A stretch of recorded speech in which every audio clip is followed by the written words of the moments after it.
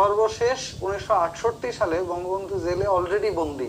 এই অবস্থায় বঙ্গবন্ধুকে আসামি করে আগরতলা ষড়যন্ত্র মামলা করা হয়, যেই মামলা 1968 সালের একেবারে শুরুর দিকে একটা ভেরি ফার্স্ট সেট, অর্থাৎ 6 জানুয়ারি 1968 এই দিন প্রথম মামলাটা করা হয় এবং প্রথমবার আসামি ছিল 28 জন। পরের এই মামলাটাকে আবার নতুন করে করা হয় 28 জন, এবং এইখানে বঙ্গবন্ধুর নাম ছিল না, কারণ বঙ্গবন্ধু তখনও জেলে বন্দী। এবং এরপরে কি হয় ভাইয়া, এরপরের ঘটনাটা হয় জানুয়ারির 18 তারিখ, অর্থাৎ 18ই জানুয়ারি 1968 এই মামলাটাকে আবার রিনিউ করা হয় এবং দ্বিতীয়বার এই মামলায় মোট আসামি দেওয়া হয় 35 জনকে, ইনক্লুডেড বঙ্গবন্ধু শেখ মুজিবুর রহমান। 18ই জানুয়ারি 1968 যখন মামলাটা আবার নতুন করে করা হয়, এইবার বঙ্গবন্ধুকে দেয়া হলো 1 নম্বর আসামি। বঙ্গবন্ধু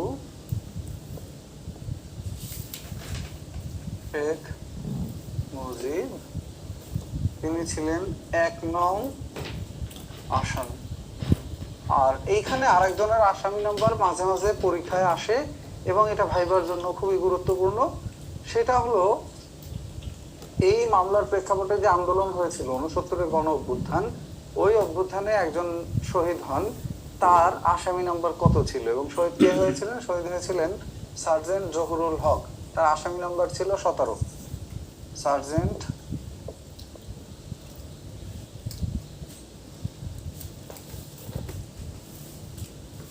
জহুরুল হক, উনি ছিলেন এই মামলার 17 নং আসামি। ওনার নামটা জাস্ট জেনে নেবেন। এই মামলার 17 নং আসামি সার্জেন্ট জহুরুল হক। এছাড়া এখানে আর কারো নাম পড়ার প্রয়োজন নেই, আলাদা করে সার্জেন্ট জহুরুল হক ওনার নামটাই শুধু পড়ে নেবেন।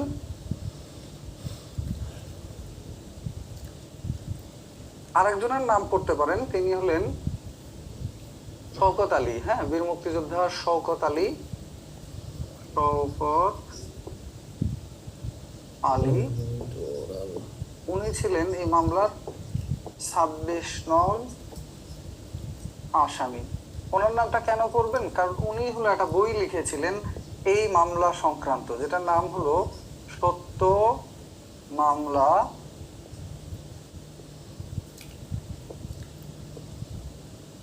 আগরতলা। উনি এই বইটা লিখেছিলেন সত্য মামলা আগরতলা, এটা ওনার লেখা একটা বই। এরপরে আসেন ভাইয়া, এই হলো প্রারম্ভিক কথাবার্তা এই মামলার।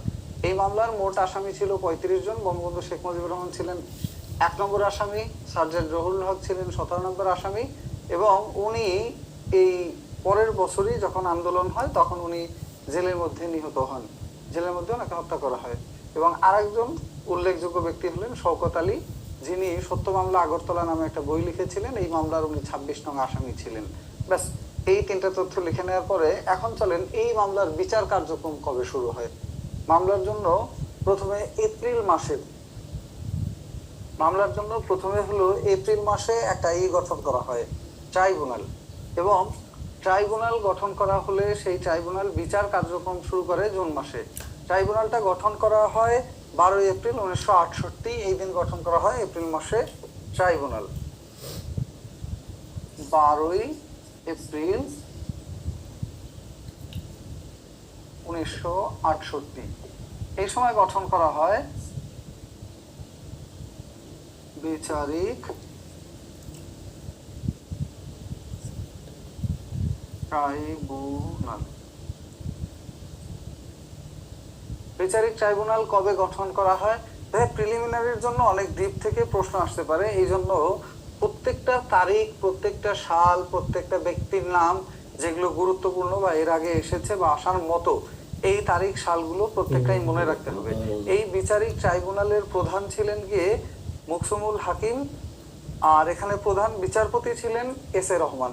প্রধান বিচারপতি এস এ রহমান, জাস্ট এই নামগুলো অবশ্যই মনে রাখতে হবে। প্রধান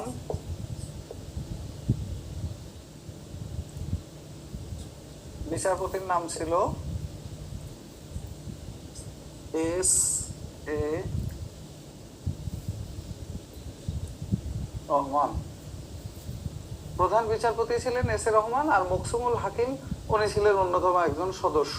মকসুমুল হাকিম এবং মুজিবুর রহমান খান ওনারা ছিলেন অন্যতম সদস্য।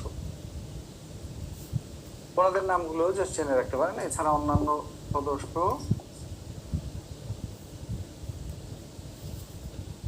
মকসুমুল হাকিম,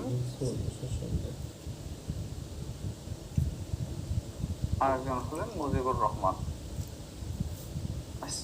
এই নামগুলো লিখে নেন।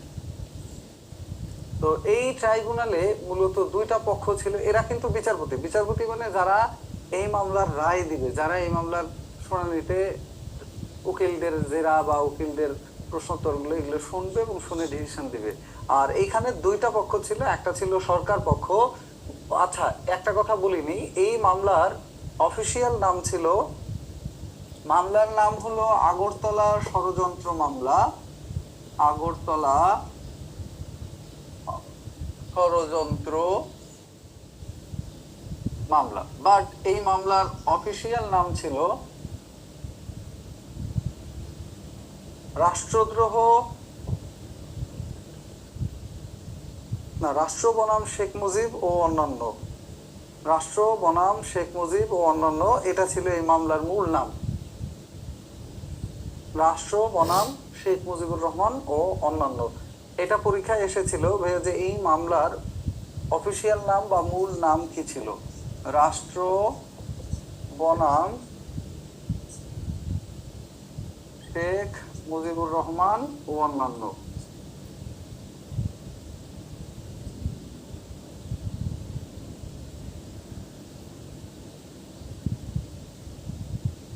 এই ছিল মামলার মূল নাম।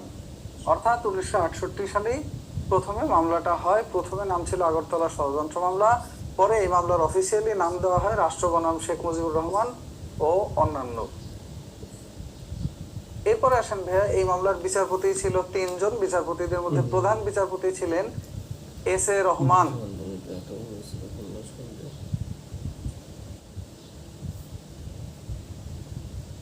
আচ্ছা, অ্যাপের মধ্যে নাকি ভুল আছে, কি করণীয় একটু বলতে পারবেন? টেলিগ্রাম লিংক নাই, টেলিগ্রামে হয়তো সবাই নাই, এই জন্য অ্যাপের মধ্যে এটা এডিট করা যায় কিনা একটু জিজ্ঞেস করে দিন। আপনি একটু বলেন, সমস্যা নেই, এই ব্যাপার লাগবে না।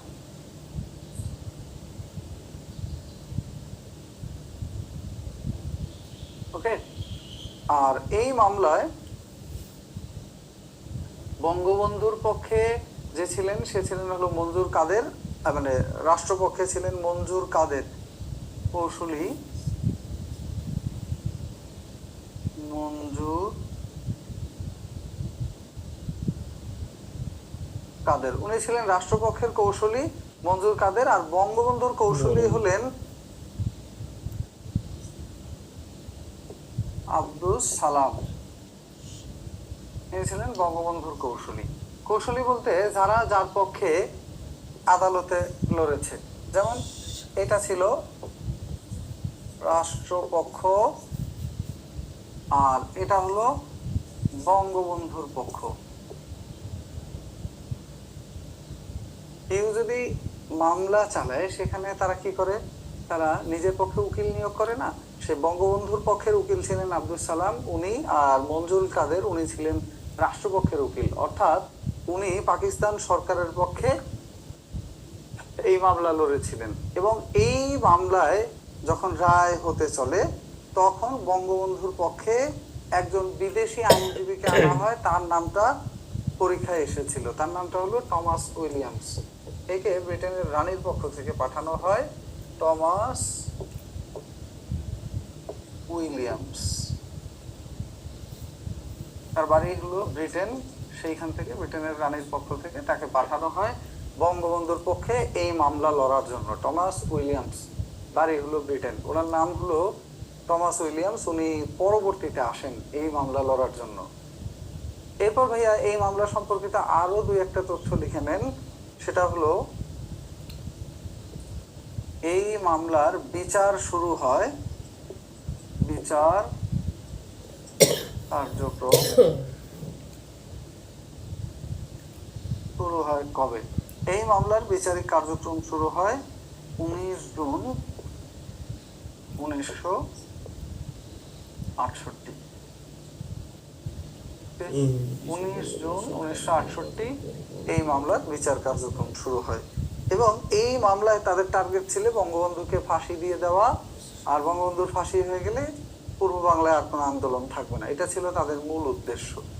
যাই হোক, বিচারিক কার্যক্রম শুরু হয়, এরপরে মামলা সামনে গড়াতে থাকে। এখান থেকে আর কোনো কিছু না পড়লেও চলবে।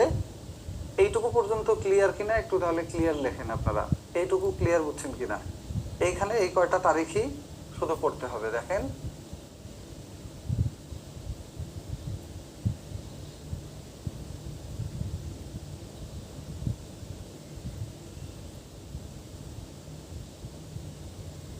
এইটুকু ক্লিয়ার কিনা। 6 জানুয়ারি 1968, ওকে।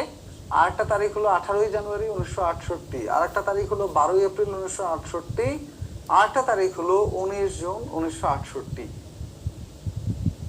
তাহলে প্রথম মামলাটা দেওয়া হয়েছিল 6 জানুয়ারি, সেইখানে আসামি ছিল 28 জন। পরবর্তীতে এই মামলা আবার নতুন করে এক্সটেন্ড করে 28 জনের পরিবর্তে 35 জনকে আসামি করা হয় এবং দ্বিতীয়বার মামলার 1 নম্বর আসামি দেওয়া হয় বঙ্গবন্ধুকে, যেখানে প্রথমবার বঙ্গবন্ধুর নাম ছিল না। পরবর্তীতে যখন বঙ্গবন্ধু শেখ মুজিবকে আসামি করা হয়, তিনি ছিলেন এই মামলার 1 নম্বর আসামি। 17 নম্বর আসামি ছিলেন সার্জেন্ট জহুরুল হক, যাকে জেলের মধ্যে পরবর্তী বছর হত্যা করা হয়।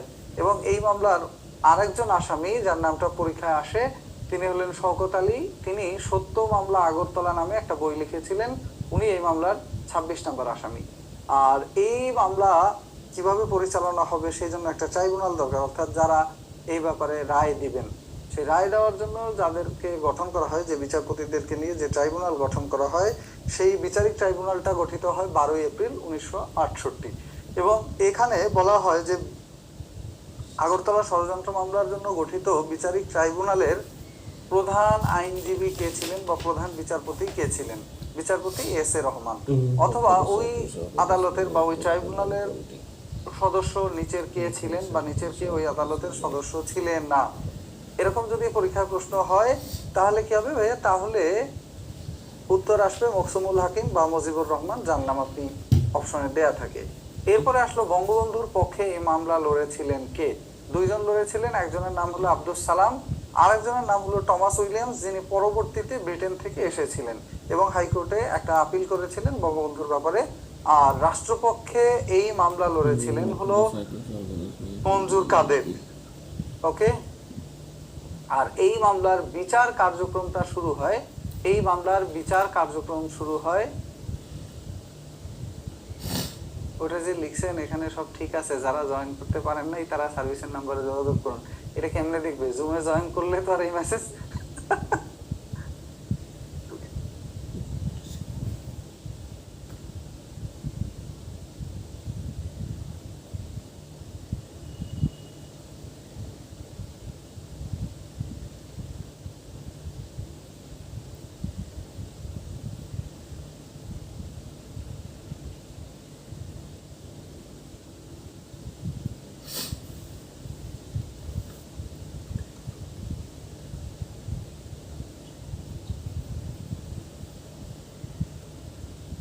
আচ্ছা, এরপরে আসেন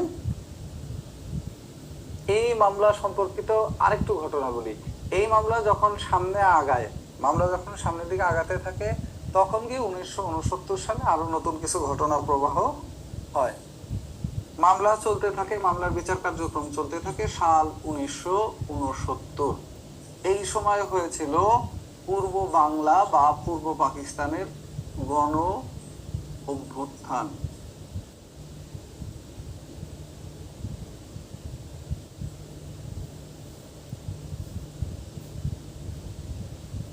এটাকে বলা হয় 69-এর গণ অভ্যুত্থান। আপনারা কি ক্যামেরা সবাই চালু না করার পণ করেছেন নাকি? নাকি কাপড় চোপড় ছাড়া বসে আছেন? যুবক যারা আছেন, আপনারা যা আছেন কি না এটা তো বোঝা যাচ্ছে না। একেবারে আমি নিঃসঙ্গ বোধ করতেছি। আর এখানে হলো আমাদের এখানে ইলেকট্রিসিটি নেই, জেনারেটর দিয়ে আমরা ক্লাস করছি, প্রচন্ড গরম। আর এই রুমের মধ্যে হলো ভাইয়া একেবারে এয়ারটাইট একটা রুম। আমি বুঝতে পারছি ক্যামেরা চালু করেননি দেখে আমি বুঝতে পারছি যে মোস্ট অফ ইউ আপনারা সবাই মোটামুটি আছেন, কিন্তু জাস্ট এই গরমে একেবারে নাভিশ্বাস অবস্থা প্রত্যেকের। যাই হোক, চলেন, আপনারা থাকলেই হলো। এরপরে আসেন গণ অভ্যুত্থান। এই জায়গাটা দিয়ে কেন গুরুত্বপূর্ণ ভাইয়া? সবচেয়ে বড় গুরুত্বপূর্ণ জায়গা হলো যে 1966 সালের পর থেকে 1971 পর্যন্ত মাঝখানের এই ইতিহাস থেকে প্রিলিমিনারিতে অন্তত 3 থেকে 4টা প্রশ্ন পাবেন, আর লিখিততে এই ইতিহাসটুকুর উপরে আলাদা করে 50 নাম্বার থাকে। এবং যে কোনো ভাইবা পরীক্ষা আপনি দিবেন, সেই ভাইবা পরীক্ষার মধ্যে আপনাকে এই জায়গা থেকে মাস্ট প্রশ্ন করবেই, যে কোনো চাকরির ভাইবায়।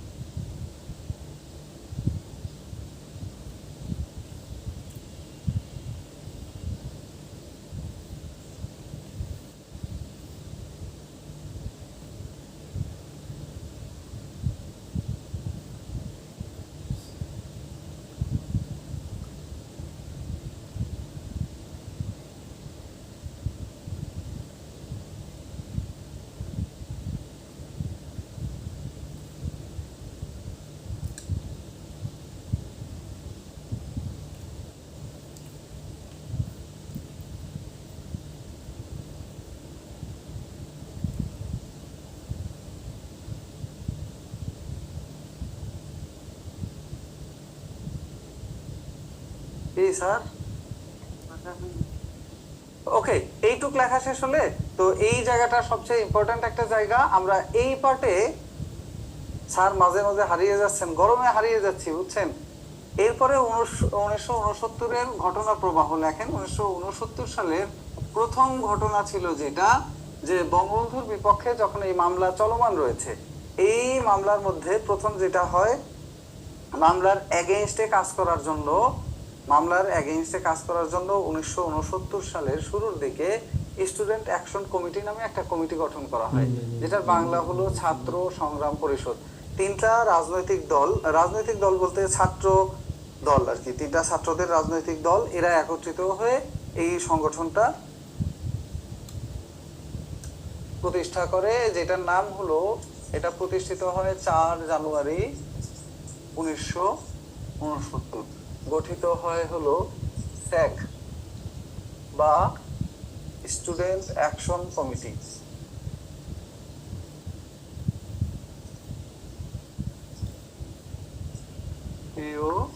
STUDENT স্টুডেন্ট অ্যাকশন কমিটি মানে হলো ছাত্র সংগ্রাম পরিষদ। ছাত্র সংগ্রাম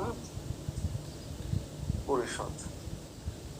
আর এই যে ছাত্র সংগ্রাম পরিষদ, এই ছাত্র সংগ্রাম পরিষদ মূল কাজটা কি করে? তারা মূলত ছাত্র সংগ্রাম পরিষদ, তারা বঙ্গবন্ধুর যাতে বিচার না হয় এই জন্য তারা 11 দফা কর্মসূচি দেয়। এবং এই 11 দফা কর্মসূচি যেটা দিয়েছিল, তারা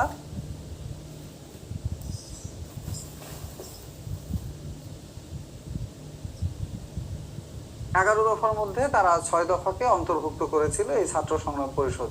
এবং ছাত্র সংগ্রাম পরিষদ যারা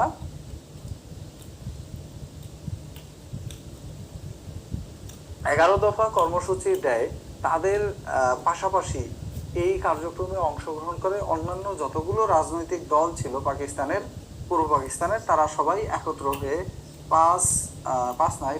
8 জানুয়ারি, ঠিক 4 দিন পরে 8 জানুয়ারি পাকিস্তানের টোটাল যতগুলো রাজনৈতিক দল ছিল, এই বিরোধী রাজনৈতিক দলগুলো 1969 সালের 8 জানুয়ারি একত্রিত হয়ে তারা গঠন করে হলো ডেক। আর ডেক মানে হলো Democratic action committee. Democratic action,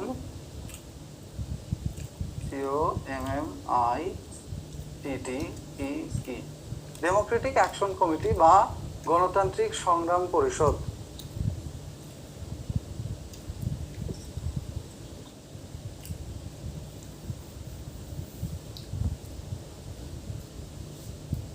গণতান্ত্রিক সংগ্রাম পরিষদ। এবং তারা ছাত্রদের যে 11 দফা, এই 11 দফা দাবি দেওয়াকে তারা সমর্থন করে এবং এই দাবি দেওয়াকে তারা সমর্থন করার ফলে আন্দোলনটা বেগবান হয়।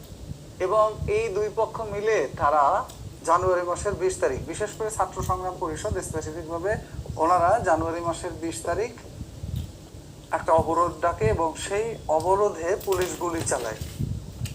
পুলিশ গুলি চালালে একজন নিহত হন, তার নাম হলো আসাদুজ্জামান, একজন ছাত্রনেতা, তিনি নিহত হন। ছাত্রনেতা আসাদুজ্জামান উনি হলো পুলিশের গুলিতে নিহত হন।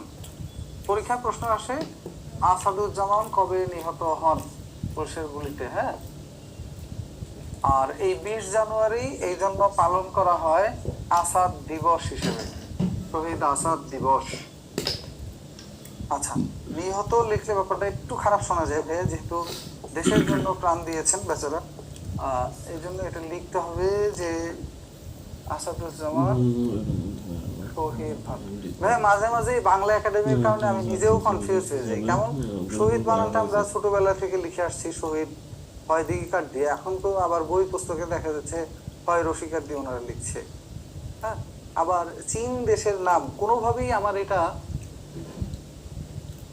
এইভাবে ছাড়া লিখতে ভালো লাগে না, কিন্তু ওনারা বলতেছে এটার বানান হবে ছয় রসিকার দিয়ে, অন্য কোনো দেশের নাম লিখলে ইংরেজি বা ইসে তখন রসিকার ইউজ করতে হয়।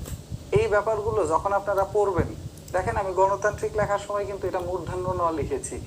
এই লেখার সময় যদি আপনি কেয়ার করে বানানগুলো দেখে যান, তাহলে ওই যে আমাদের বানান শুদ্ধিকরণ ও বাক্য শুদ্ধিকরণ এই জায়গাগুলো অনেকটা এগিয়ে থাকবেন। আর পেপার পত্রিকা পড়ার সময় যদি এগুলোতে একটু নজর রাখেন, পত্রিকার বানানে কোনো ভুল থাকে না, কারণ ওনারা প্রতিনিয়ত হলো আপনার বাংলা একাডেমির বানানের সাথে সাথে ওনাদের বানানো আপডেট করে নেয়। আসেন, এটা হলো আসাদ দিবস 20 জানুয়ারি। এরপরে যদি আসি আমরা 24 জানুয়ারি। আচ্ছা, সবাইকে একটু আনমিউট রাখা যায় না?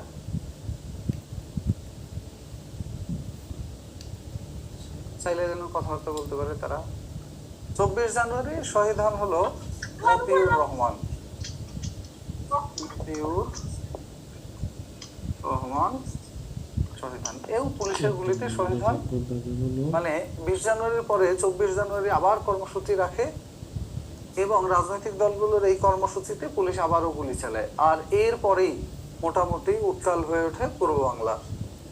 তো ঘটনার সামনে আগাতে থাকে আর পাকিস্তান সরকারও চাপ প্রয়োগ করতে থাকে যাতে আর এটা সামনে না বাড়ে। এবং এটার প্রেক্ষাপটে এর পরের মাসে 15ই ফেব্রুয়ারি এই মামলার অন্যতম একজন আসামি, যার নাম হলো সার্জেন্ট জহুরুল হক, ওনাকে জেলের মধ্যে হত্যা করা হয়।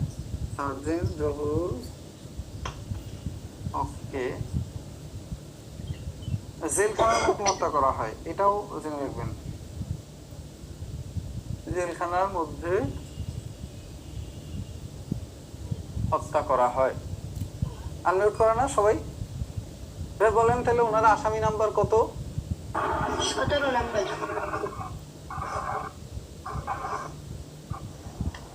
আছেন আপনারা?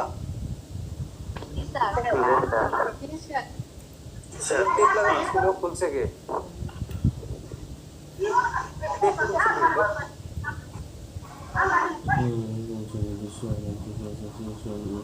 কত নাম্বার বলেন তো? 17 নম্বর। ওনাকে জেলখানার মধ্যে হত্যা করার উদ্দেশ্যটা কি ছিল বলেন তো?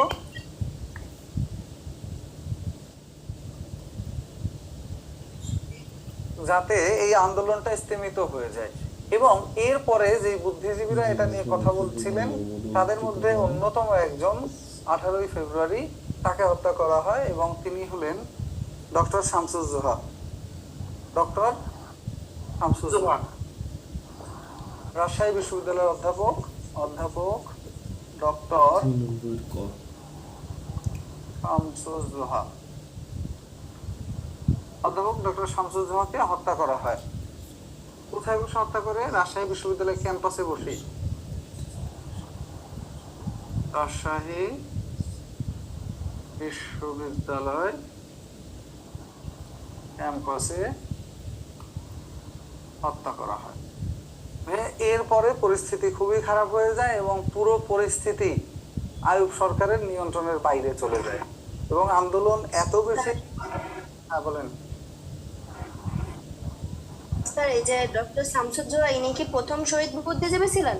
হ্যাঁ, এনার প্রথম মানে শহীদ বুদ্ধিজীবীর বুদ্ধিজীবী। ভিতর ইনি প্রথম। উনি প্রথম শহীদ বুদ্ধিজীবী, এটা লিখে নেন, ওর মনে থাকবে না। প্রথম শহীদ বুদ্ধিজীবী। ওনারা জাস্ট এই ঘটনাগুলোর পরিপ্রেক্ষিতে কথাবার্তা বলছিলেন। এর প্রেক্ষাপটে পাকিস্তান সরকার ওনাদেরকে ওনাকে স্পেসিফিক ভাবে হত্যা করে, আর ওইদিকে মামলার অন্যতম একজন আসামি সাজ্জাদ জহুরুল হক তাকেও হত্যা করে।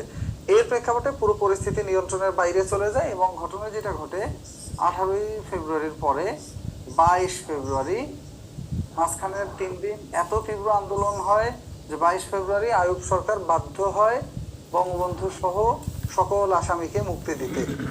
ওকে, 22 ফেব্রুয়ারি মামলা প্রত্যাহার ও সকল রাজবন্দীর নিঃশর্ত মুক্তি দেওয়া হয়।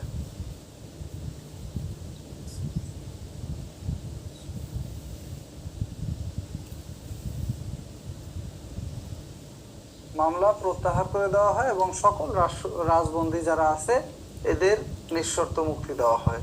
তাহলে সবার মুক্তি মানে এই দিনই বঙ্গবন্ধু শেখ মুজিবুর রহমান আগরতলা মামলা থেকে, ষড়যন্ত্র মামলা থেকে মুক্তি পান। বঙ্গবন্ধু, এটা স্পেসিফিক মনে রাখবেন, কারণ তারিখ যদি আসে বঙ্গবন্ধু শেখ মুজিবুর রহমান আগরতলা ষড়যন্ত্র মামলা থেকে মুক্তি পান কবে, তাহলে কিন্তু তারিখটা জানা লাগবে। বঙ্গবন্ধু শেখ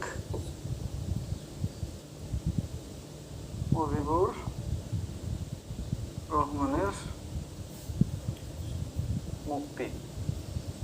আর এর পরের দিন বঙ্গবন্ধুকে নিয়ে একটা সভা আয়োজন করা হয় এবং সভাটা হয় হলো রেসকোর্স ময়দানে। সেই জায়গায় বঙ্গবন্ধুকে বঙ্গবন্ধু উপাধিটা সর্বপ্রথম দেওয়া হয়।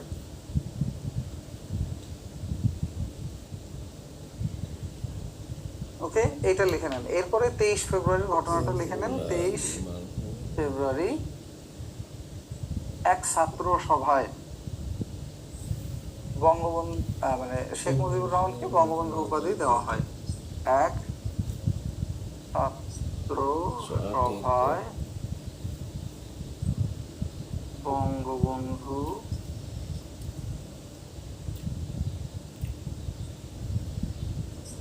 উপাধি পান শেখ মুজিবুর রহমান। পেলেন বঙ্গবন্ধু উপাধি কে দিয়েছিলেন বলেন তো? তোফায়েল আহমেদ। তোফায়েল আহমেদ। তার আরেক জায়গায় আসমা আব্দুর রব, তোফায়েল আহমেদ আসমা আব্দুর রব দিয়েছিলেন হলো জাতির জনক। জাতির জনক এই উপাধি দিয়েছিলেন জাতির জনক। তোফায়েল আহমেদ এটা দিয়েছিলেন। হ্যাঁ,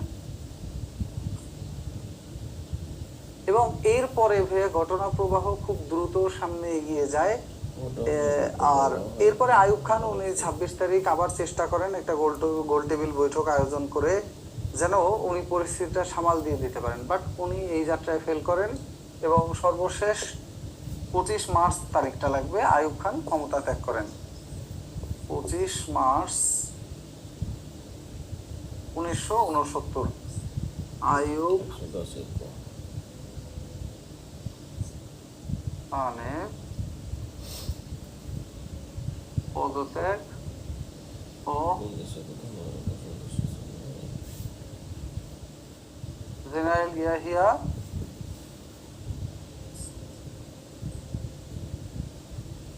ক্ষমতা দখল।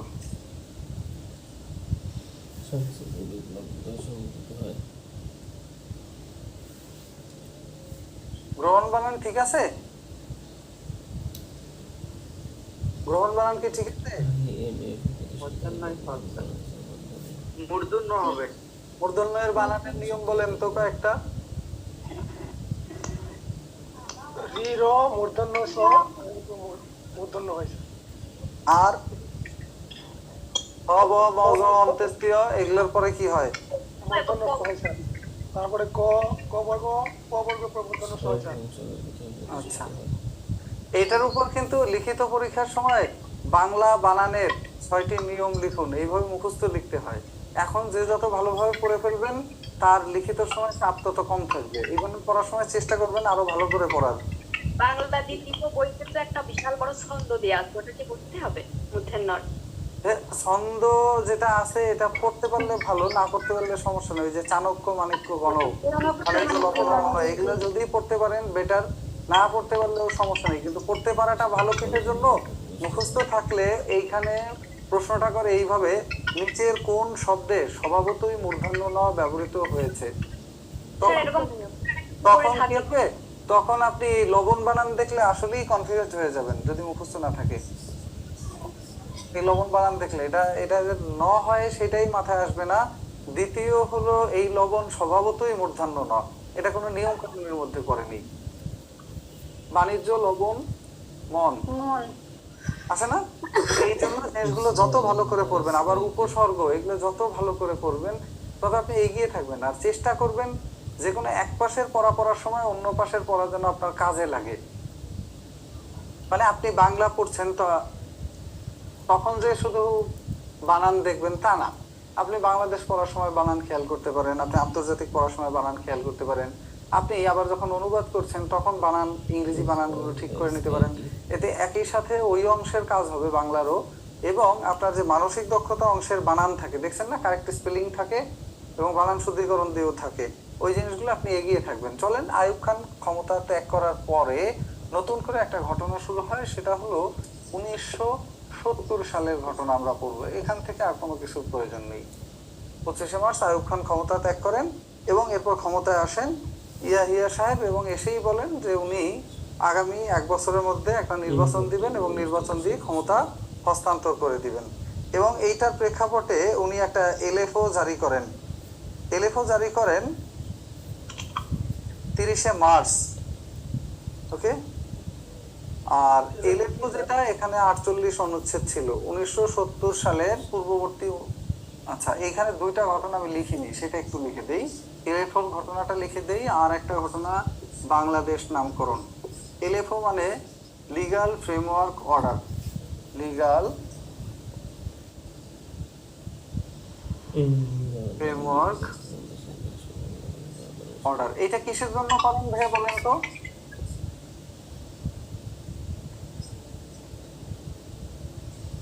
এইখানে লিখি তারিখটা 30 মার্চ। এটা কিসের জন্য করছে বলতে পারবেন কেউ? নির্বাচন দেওয়ার জন্য। হ্যাঁ হ্যাঁ, নির্বাচন দেওয়ার জন্য। নির্বাচন, ও আচ্ছা, এটা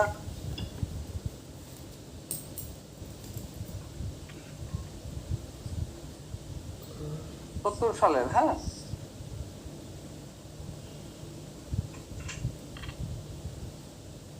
আরে না, 69 সাল, সরি, আমরা 69 বলছি।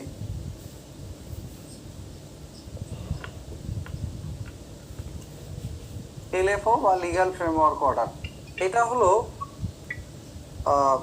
কি বলে এটাকে, এটার বাংলা কি জানো? বাংলাটা মনে আসতেছে না এই সময়। সুন্দর একটা বাংলা আছে এলএফওর বাংলাটা, গণপ্রতিনিধিত্ব আদেশ। হ্যাঁ, গণপ্রতিনিধিত্ব আদেশ। গণপ্রতিনিধিত্ব।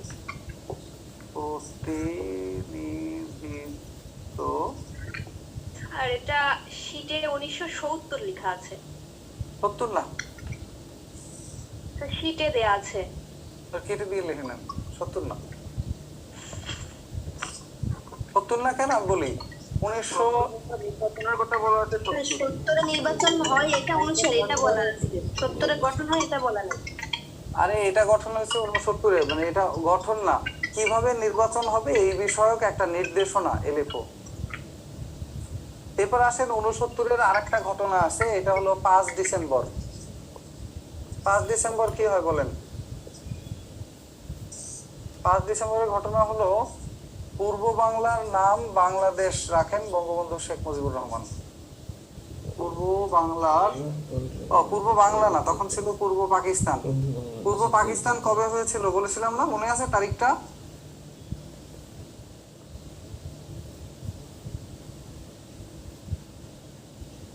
কবে হয়েছিল বলেন?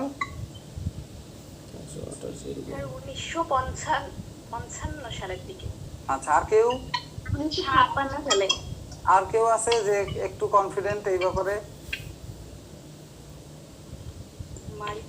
আর ওই সংবিধান দেওয়ার সময় 1956 সাল। 56 সালে 23 মার্চ। 23 মার্চ কি, জাস্ট মনে রাখার জন্য মনে রাখেন, 23 মার্চ হলো লাহোর প্রস্তাব উত্থাপন করা হয়েছিল 1940।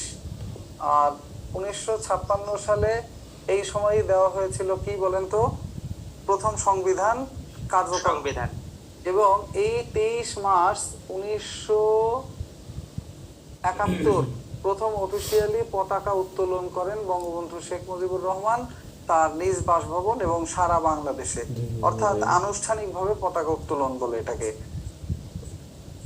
ওই দিন ছিল পাকিস্তান দিবস। পাকিস্তান দিবসের বদলে এই দিন পালন করা হয় প্রতিরোধ দিবস। সেই হিসেবে সারা বাংলাদেশে জাতীয় পতাকা উত্তোলন করা হয় বাংলাদেশের। ওকে, আসেন এরপরে পূর্ব পাকিস্তানের নাম বাংলাদেশ রাখেন কে? বঙ্গবন্ধু শেখ মুজিবুর রহমান।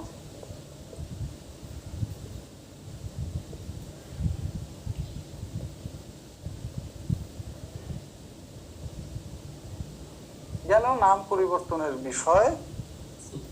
পূর্ব বাংলার নাম রাখলেন বাংলাদেশ। এটা কবে, ওই দিন কি ছিল? ওই দিন ছিল হলো হোসেন শহীদ সোহরাওয়ার্দীর মৃত্যুবার্ষিকী।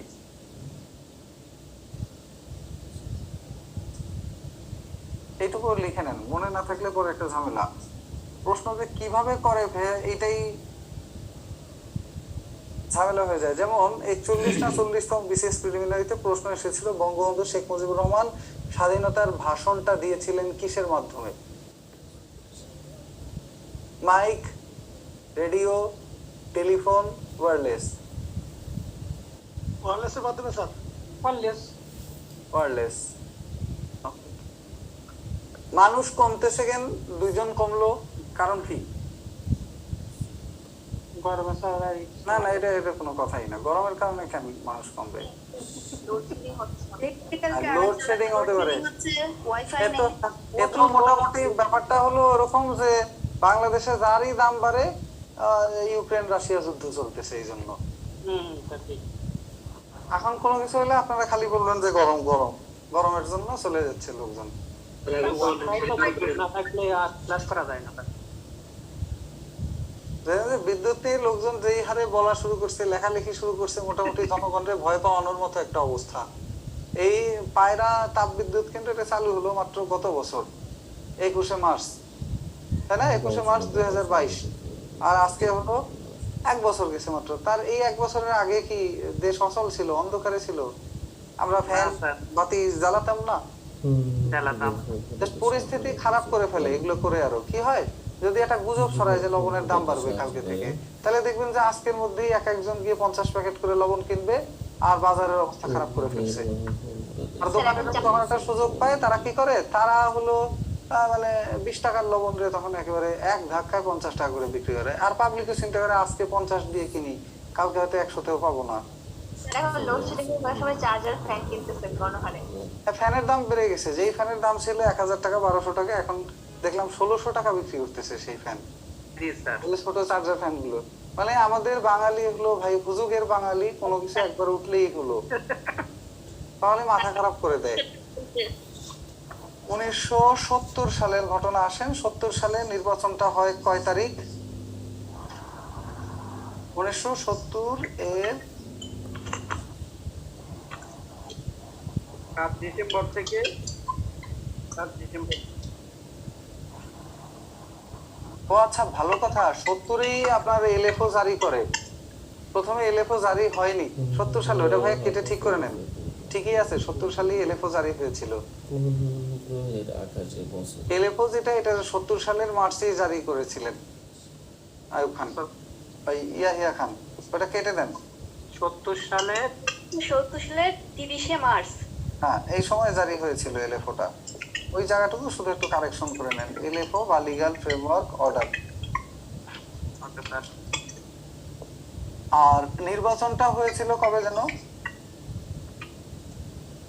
ডিসেম্বর 7, আরেকটা হলো 17 ডিসেম্বর। 7 ডিসেম্বর একটা নির্বাচন হয়েছিল, এটা হয়েছিল জাতীয় পরিষদ নির্বাচন। জাতীয় পরিষদ নির্বাচন। আর 17 ডিসেম্বর হয়েছিল প্রাদেশিক পরিষদ নির্বাচন।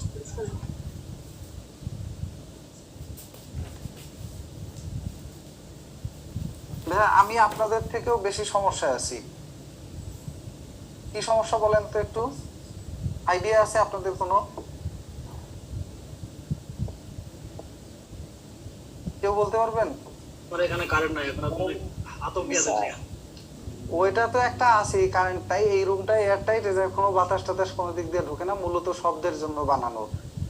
স্টুডিও গুলো হয় যাতে এখানে শব্দ না ঢোকে, কোনো ওরকম ভাবে একেবারে আটকানো। আর এই বোর্ডের নিচের টেম্পারেচারটা এখন প্রায় হবে আপনার 70 থেকে 80 ডিগ্রি সেলসিয়াসের কাছাকাছি। এই হিটটা হলো এখানে ছড়াচ্ছে পাশে। এক তো ওই গরম আছে, দ্বিতীয় হলো এই বোর্ডের গরমটা আমার পুরোটাই শরীরের উপর দিয়ে যাচ্ছে। তাহলে তো স্যার আমরা অনেক ভালো আছি। হ্যাঁ, এবং ফ্যানের কোনো সুযোগ নেই, বা আপনারা তো কেউ বাইরে ক্লাস করেন দেখেছি অনেকে, সেই সুযোগ বাইরে ক্লাস করি আমরা। হ্যাঁ বুঝছি, অনেকেই করে। 17 ডিসেম্বর ইলেকশন হলো। এখন আসেন এই ইলেকশনটা সম্পর্কে কিছু কথাবার্তা বলি। ইলেকশনে দুইটা জিনিস তো আপনারা বোঝেন, জাতীয় পরিষদ নির্বাচন কি আর প্রাদেশিক পরিষদ নির্বাচন কি, বলেন তো? এই নির্বাচনটার একটা কমন নাম হলো 1970 সালের সাধারণ নির্বাচন। 70-এর সাধারণ নির্বাচন। সাধারণ বানান ঠিক আছে? 70-এর সাধারণ নির্বাচন। আর এই নির্বাচনে কি হয়েছিল? দুইটা নির্বাচন হয়েছিল একই সাথে, একটা হলো জাতীয় পরিষদের নির্বাচন, আর একটা হলো প্রাদেশিক পরিষদের নির্বাচন। তো জাতীয় পরিষদের নির্বাচন যেটা হয়েছিল, সেখানে আসন সংখ্যা কত ছিল বলেন তো? এইখানে আসন ছিল বেশি জাতীয় পরিষদে, 313। আর 310 আসন ছিল হলো প্রাদেশিক পরিষদ। সেটা এইটা প্রাদেশিক পরিষদ হয়েছিল শুধুমাত্র পূর্ব পাকিস্তানে বা আমাদের এই বাংলাদেশে যেটা হয়েছিল প্রাদেশিক পরিষদ নির্বাচন। প্রাদেশিক পরিষদের ছিল 310 আসন। এইখানে একটা জিনিস মনে রাখবেন, প্রাদেশিক পরিষদের ভাইয়া 17 জানুয়ারি পরবর্তীতে 28টি আসনের নির্বাচন হয় ঘূর্ণিঝড় গোরকির কারণে। ওকে, আর এই জাতীয় পরিষদের 313-র মধ্যে সংরক্ষিত আসন ছিল 13টি, নারীদের জন্য সংরক্ষিত আসন। আর প্রাদেশিক পরিষদের সংরক্ষিত আসন ছিল হলো 10টি। এখন আসেন এর মধ্যে আওয়ামী লীগ কতটি আসন লাভ করে আর এরা কতগুলো আসন লাভ করে। পূর্ব পাকিস্তানে কতগুলো আসন ছিল, পশ্চিম পাকিস্তানে কতগুলো আসন ছিল। একটা হলো পূর্ব পাকিস্তান, ওরা একটাই ভুল করেছিল ভাইয়া, সেটা হলো ওরা আমাদের এই পাশে আসন রেখেছিল বেশি। 169টা আসন ছিল আমাদের এই পূর্ব পাকিস্তানে, যার কারণে হয়েছে এককভাবে এইখানে যদি সবগুলো আসন কেউ পায় তাহলে তার আর পশ্চিম পাকিস্তানের আসনের দরকার নেই, সে সরকার গঠনের ক্ষমতা পেয়ে যাবে। আর এই কারণেই কিন্তু আওয়ামী লীগ সরকার গঠনের ক্ষমতা পেয়েছিল। পশ্চিম পাকিস্তানে আসন সংখ্যা ছিল কত দেখেন, পশ্চিম পাকিস্তানে আসন সংখ্যা ছিল 144। এই হলো সর্বমোট 313 আসন। এর মধ্যে 169 আসনের মধ্যে 2টা আসন হলো আওয়ামী লীগ পায়নি, বাকি 167 আসন লাভ করে আওয়ামী লীগ। কিন্তু একটা কথা আছে ভাইয়া, যে পশ্চিম পাকিস্তানে আওয়ামী লীগ কোনো আসন লাভ করেনি, এইখানে তাদের আসন সংখ্যা ছিল 0। আর এই যে 2টা আসন, তার মধ্যে একটা আসন একজন স্বতন্ত্র প্রার্থী লাভ করেন চাকমা রাজা ত্রিদীপ রায়, আরেকটা চট্টগ্রামের আসন ময়মনসিং প্রার্থী নুরুল আমিন, আর ময়মনসিংহের পিডিপির নুরুল আমিন। 2টা আসন শুধু বাইরে যায়, আর বাদ বাকি সব আসনগুলো লাভ করে আওয়ামী লীগ। আর সংরক্ষিত আসন থেকে কয়টা লাভ করে বলেন তো? এই যে সংরক্ষিত 13টা আসন, এখান থেকে কয়টা লাভ করে?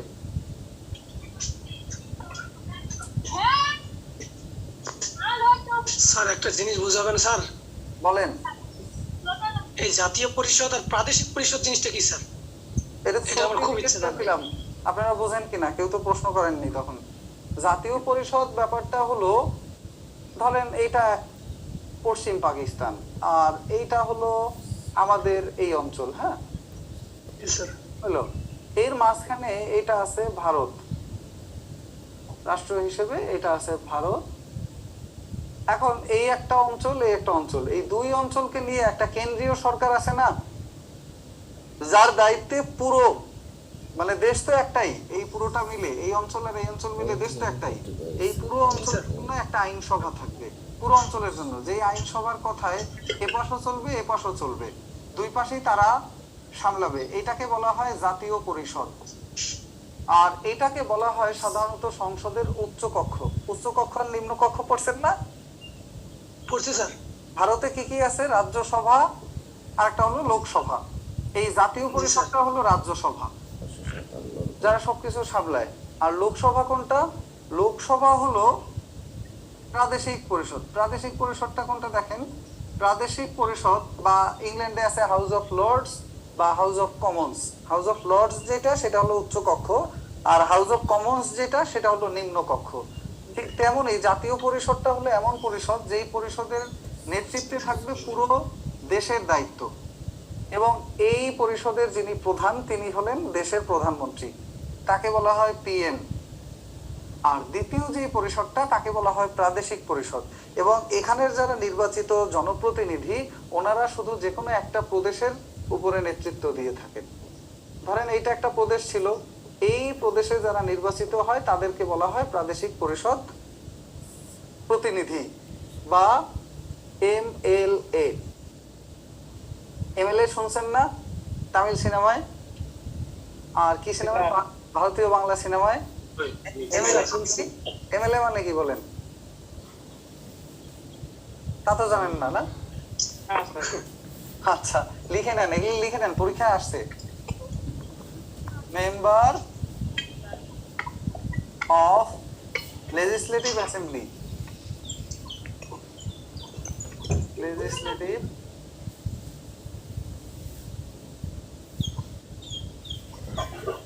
Member of legislative assembly. Legislative assembly মানে হলো আইন পরিষদ, হ্যাঁ। আর যারা এই জাতীয় পরিষদে নির্বাচিত হয় তাদেরকে বলে কি বলেন তো? MNA। MNA মানে হলো member of national assembly. Member of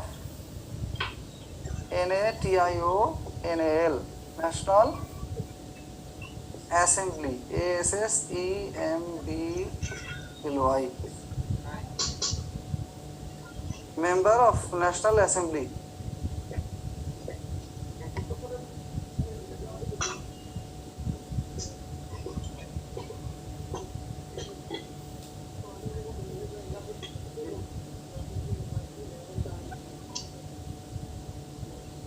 এক মিনিট ভাইয়া, আমি কিন্তু আপনাদের সাথেই আছি।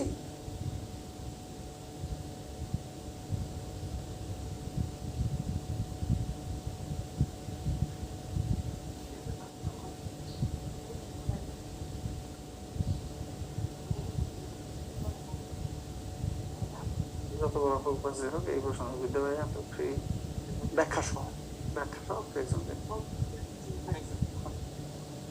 ওকে। তাহলে দেখেন, এটা হলো মেম্বার অফ ন্যাশনাল অ্যাসেম্বলি। আর ওরা কোথায় থাকে? এরা হলো জাতীয় পরিষদের যারা সদস্য। আর জাতীয় পরিষদের যিনি প্রধান তাকে বলা হয় PM বা প্রাইম মিনিস্টার। আর যিনি প্রাদেশিক পরিষদের প্রধান তাকে বলা হয় CM বা কি মিনিস্টার বলেন? CM বা চিফ মিনিস্টার। এটার বাংলা কি বলেন? হ্যাঁ, এই তো, আপনারা সব পারেন, কিন্তু একটু বুঝতে সমস্যা হয়, আর কিছু না। ওকে, এদেরকে বলা হয় চিফ মিনিস্টার বা CM। আর PM হলো প্রাইম মিনিস্টার নরেন্দ্র মোদী। আর CM এর নাম বলেন তো একজন। আমি জানি আপনারা ওনার নামই বলবেন। হ্যাঁ, বুঝি না।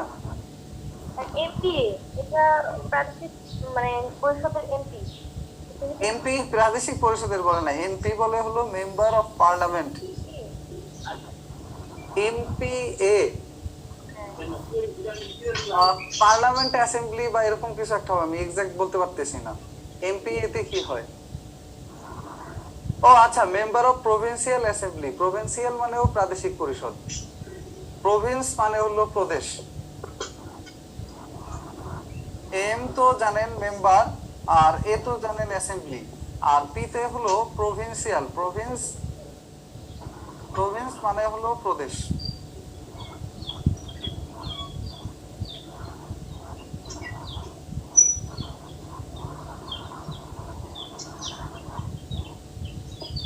ওকে, মেম্বার অফ প্রভিন্সিয়াল অ্যাসেম্বলি।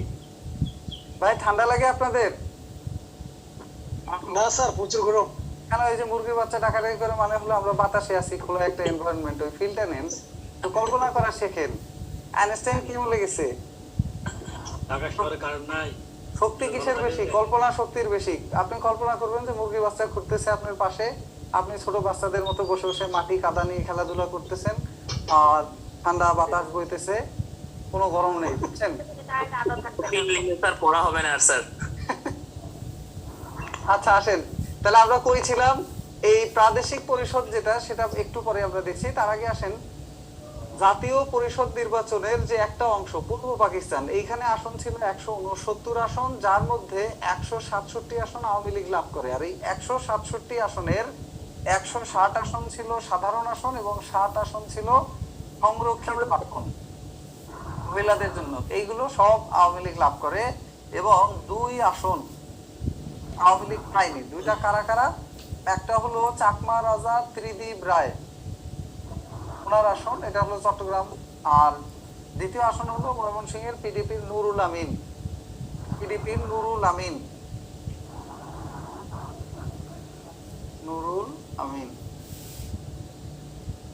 ওকে, একটা হলো চাকমা রাজা, উনি ত্রিদীপ রায়, চট্টগ্রামে উনি বিজয় লাভ করেন। PDP Pakistan Democratic party. এগুলো লিখে নিয়েন প্রত্যেকটার। এমপি যেটা বলছিলাম, এমএলএ তো লিখলাম, এমএলএ হলো, এটা একটু লিখে নিয়েন, এগুলো লেখা হয়েছে কিনা সবার এটা একটু শিওর করেন। আচ্ছা, আর এমপি হলো মেম্বার অফ পার্লামেন্ট, এটা তো জানেন, মেম্বার অফ পার্লামেন্ট।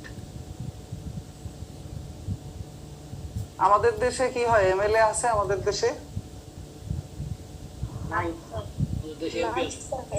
কেন নাই? কেন আমাদের এখানে প্রদেশ নাই। আমাদের প্রদেশ নয় স্যার। প্রদেশ আছে স্যার, আমাদের তো একটাই রাষ্ট্র, স্বাধীন বাংলাদেশ। এক কথায় উত্তর দেন তো কেউ একজন এই প্রশ্নটার, আমাদের এখানে নাই কেন? আমি লিখবো? দেখেন স্যার, আমাদের এক কক্ষ বিশিষ্ট আইনসভা, আমাদের আইনসভা এক কক্ষ বিশিষ্ট না? একটা হলো উচ্চ কক্ষ, একটা হলো নিম্ন কক্ষ, এরকম 2 কক্ষওয়ালা যদি আইন পরিষদ হতো তখন আমাদের এরকম বিভিন্ন পরিষদ থাকতো। আর যেহেতু পরিষদ নেই, সে হলো আমাদের, যদি বলে ভাই যদি আপনাকে জিজ্ঞেস করে যে আমাদের বাংলাদেশে এমএলএ বা এমএনএ এরা নেই কেন, বা এই জিনিসগুলো আছে কিনা, তাহলে কি বলবেন? নেই। কেন নেই? কারণ হলো আমাদের দেশের আইনসভা এক কক্ষ বিশিষ্ট।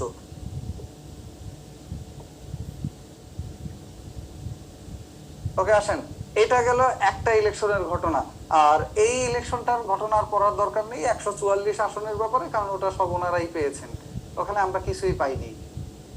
দ্বিতীয়টা আসেন প্রাদেশিক পরিষদ। আর এই প্রাদেশিক পরিষদ যেটা, এখানে 10 আসন ছিল সংরক্ষিত আর সাধারণ আসন ছিল 300 আসন। এই 300 সাধারণ আসনের মধ্যে আওয়ামী লীগ লাভ করে কত আসন বলেন তো?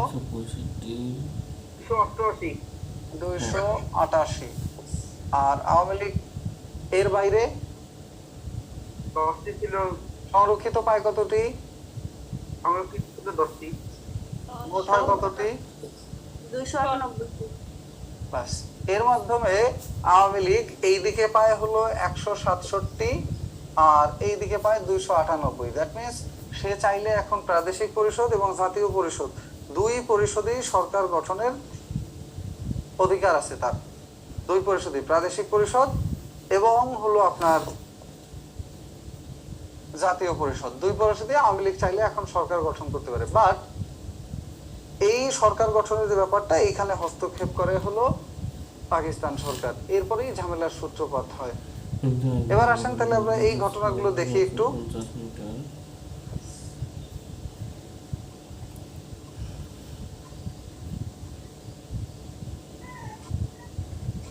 আচ্ছা, আমি একটু এই জায়গায় কয়েকটা প্রশ্ন করতে চাই আপনাদের, এতক্ষণ যা বললাম খাতা না দেখে বলবেন। আমি এই জায়গাটাও মুছে দিলাম, বলবো। জি স্যার। এটা বলেন। জাতীয় পরিষদ নির্বাচনে পূর্ব পাকিস্তানে সংরক্ষিত মহিলা আসন ছিল কতটি?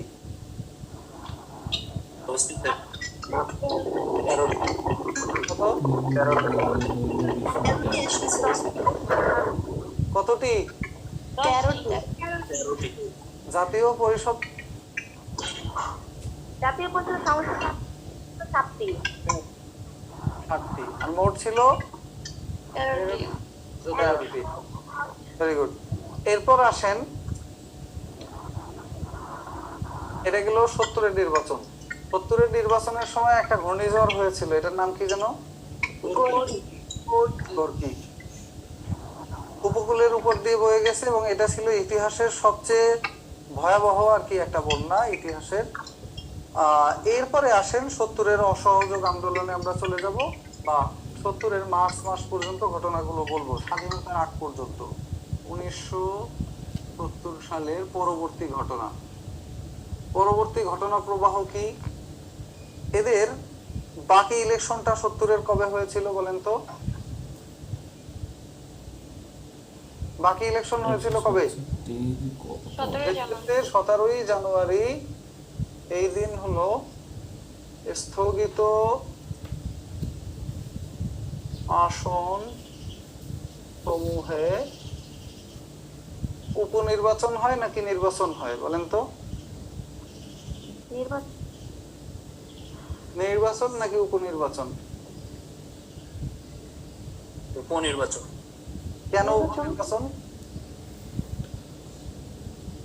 স্থগিত হয়েছিল এই জন্য। স্থগিত হয়ে যাওয়ার পরে আলাদা করে যদি কোনো অংশের নির্বাচন হয় তখন সেটাকে সরাসরি নির্বাচন না বলে এগুলোকে বলা হয় উপনির্বাচন। আচ্ছা, এই নির্বাচন অনুষ্ঠিত হয় এবং এই মিলে সর্বমোট যে পরিসংখ্যানগুলো আমরা দেখি ওই পরিসংখ্যানটাই হলো এইটা। এখন এইখানে দেখেন, এই যে নির্বাচিত জনপ্রতিনিধি, এই জনপ্রতিনিধিদের ক্ষমতা হস্তান্তর করার ব্যাপারে আইয়ুব খান ঘোষণা দিয়েছিল যে 1 মার্চ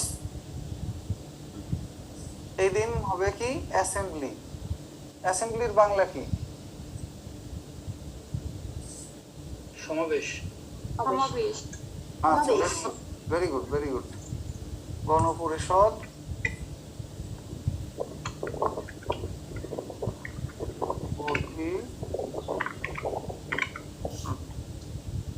গণপরিষদের অধিবেশন বসার কথা ছিল এবং এই অধিবেশনেই কথা ছিল শপথ গ্রহণ অনুষ্ঠান অনুষ্ঠিত হবে। এটা কোথায় বসে হওয়ার কথা ছিল? ঢাকা নাকি পাকিস্তান?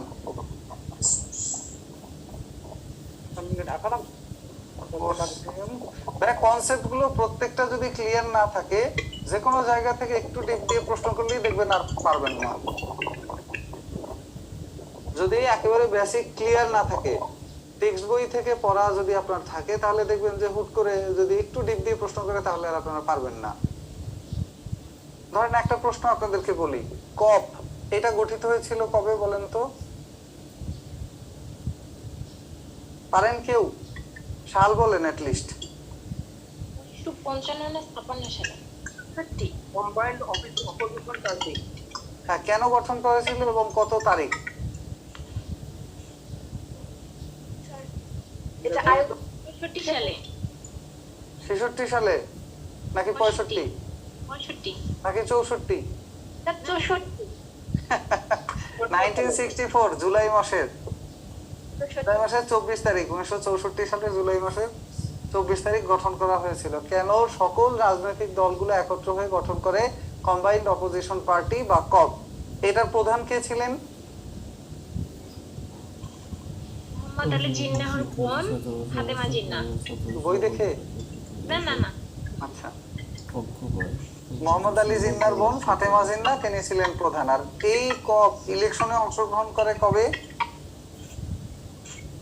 65-তে। 1965 সালে। দোসরা জানুয়ারি ইলেকশন হয়েছিল। ব্যাস, এইগুলো খতম। এখন আসেন, পশ্চিম পাকিস্তানে যে অ্যাসেম্বলি বসার কথা ছিল, সেই অ্যাসেম্বলি 1 মার্চেই বসার কথা ছিল, এবং 1 মার্চেই এটা স্থগিত ঘোষণা করানো হয়। এবং স্থগিত ঘোষণা করেন কে?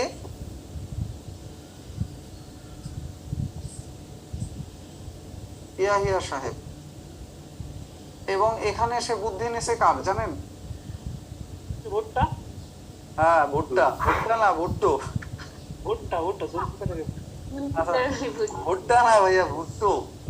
জুলফিকার আলী ভুট্টো। সে আমার কথা শুনলো না, শুনলো ভুট্টো সাহেবের কথা।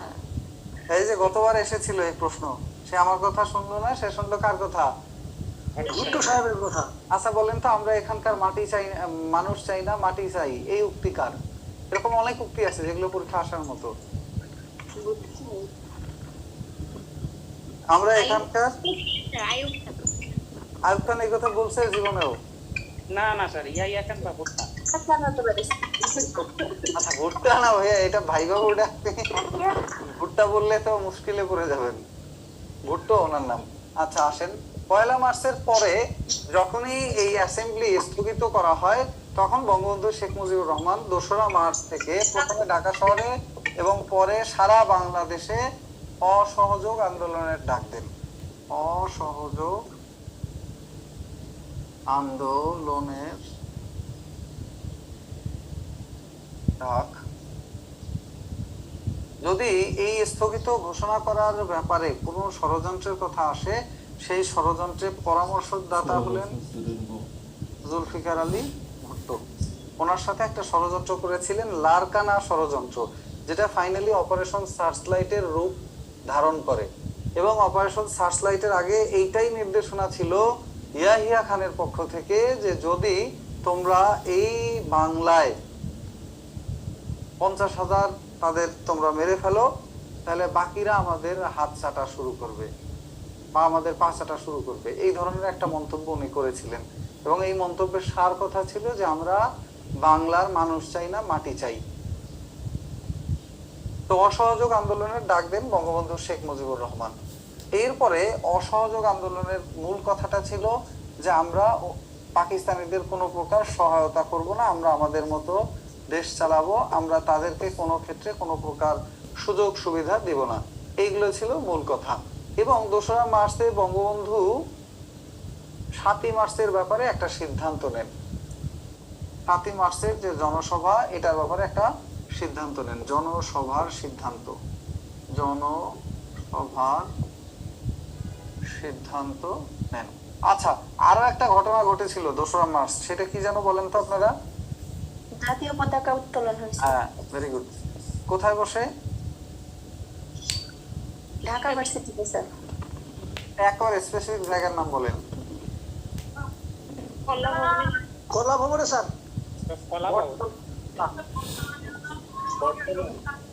উত্তোলন করেন আসম আব্দুর রব। বটতলায়।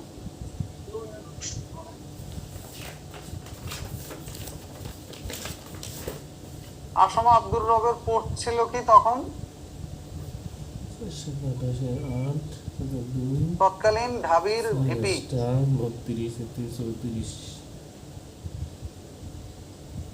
ঢাবি স্যার, ভিপি ফুল মিনিং কি? Vice president.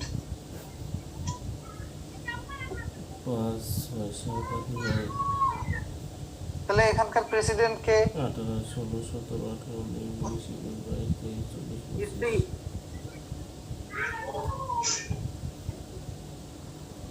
আচ্ছা, আর এটা ডাকসুর ভিপি কিন্তু। হ্যাঁ, কোথার ভিপি? ডাকসুর। ডাকসু মানে হলো ঢাকা বিশ্ববিদ্যালয় ছাত্র কমিটি বা ছাত্র পরিষদ, এটার ভিপি বা ভাইস প্রেসিডেন্ট। আর এখানে প্রেসিডেন্ট থাকে যিনি উপাচার্য, তিনি। বুঝতে পারছেন? উপাচার্য যিনি তিনি হলো ভিপি থাকেন, মানে তিনি থাকেন হলো প্রেসিডেন্ট, আর ভাইস প্রেসিডেন্ট ছিলেন আসমা আব্দুর রব। তিনি প্রথম পতাকা উত্তোলন করেন কোথায়? ঢাকা বিশ্ববিদ্যালয়ে কলা ভবনের সামনে। এবং এইখানে আরো একটু তথ্য লিখেন, এই পতাকাটার ডিজাইনার কে ছিলেন? ওই দিন যে পতাকা উত্তোলন করা হয়েছিল, শিবনারায়ণ দাস স্যার। কামরুল হাসান।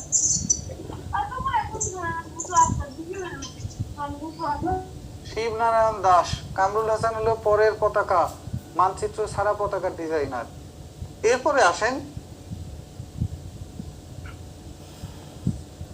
3রা মার্চ। আমরা লিখছি না, 3রা মার্চের ঘটনায় যাবো এরপর আমরা। 3রা মার্চের কি ঘটনা বলেন? হরতাল পালিত হয়। হরতাল পালিত হয়। 3রা মার্চ ছাত্র সংগ্রাম পরিষদ সভা ডাকে, এবং এই ছাত্র সংগ্রাম পরিষদের যে সভা, এই সভায় স্বাধীনতার ইশতেহার ঘোষণা করা হয়। স্বাধীনতার ইশতেহার ঘোষণা করা হয়। স্বাধীনতার ইশতেহার জিনিসটা কি? এটা কেউ বলতে পারেন? ইশতেহার কি আমাকে একটু কেউ বুঝিয়ে বলতে পারবেন? জি স্যার, আমি প্রশ্ন করতে চাইছিলাম আপনাকে।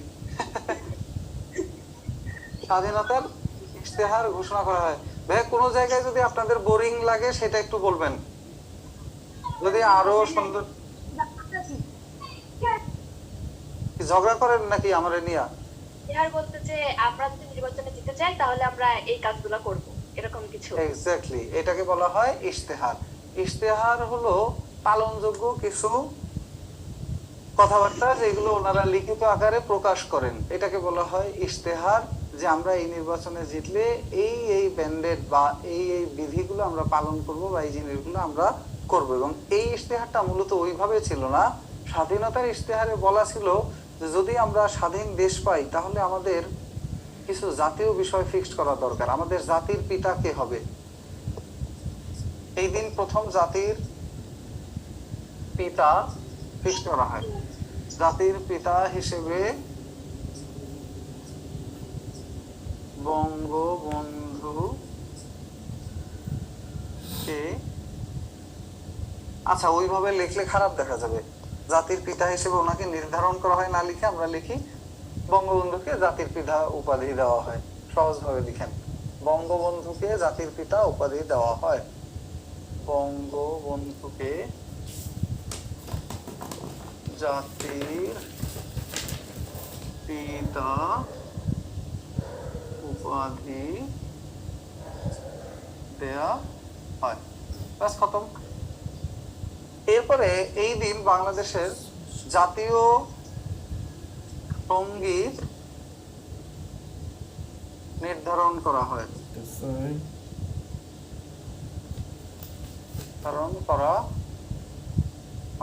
জাতীয় সঙ্গীত নির্ধারণ করা বা গ্রহণ করা, যে কোনো একটা আপনি লিখতে পারেন চাইলে। জাতীয় সঙ্গীত নির্ধারণ করা হয় বা গ্রহণ করা হয়।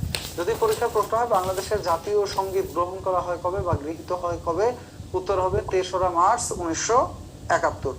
এরপরে ভাইয়া 3রা মার্চের যে স্বাধীনতার ইশতেহার কে পাঠ করেন, এটা পরীক্ষা প্রশ্ন এসেছিল। শাহজাহান সিরাজ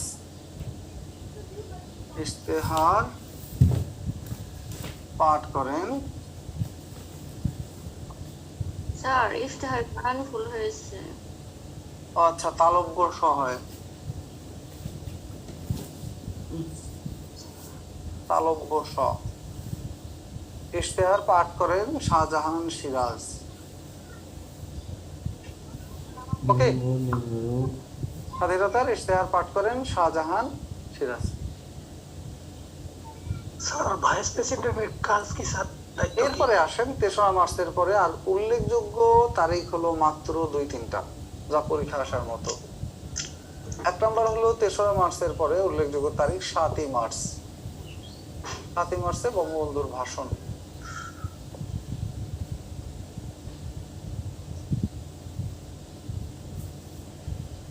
কোথায় দিয়েছিলেন? রেসকোর্স ময়দানে। রেসকোর্স ময়দানের আগে নাম ছিল কি?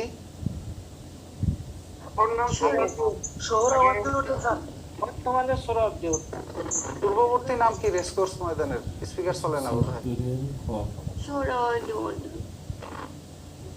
হ্যাঁ কি ছিল? ছিল রেসকোর্স ময়দান। এই ভাষণে বঙ্গবন্ধু 4 দফা দাবি তুলে ধরেন। এই 4 দফা দাবি কি?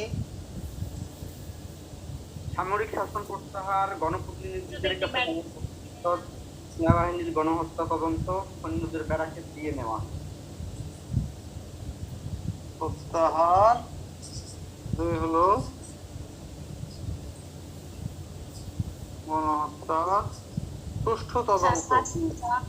17 মিনিট 18 সেকেন্ডের হস্তান্তর। আর হলো সৈন্যদের ব্যারাকে ফিরিয়ে দেওয়া আর নির্বাচিত গণপ্রতিনিধিদের হাতে ক্ষমতা হস্তান্তর।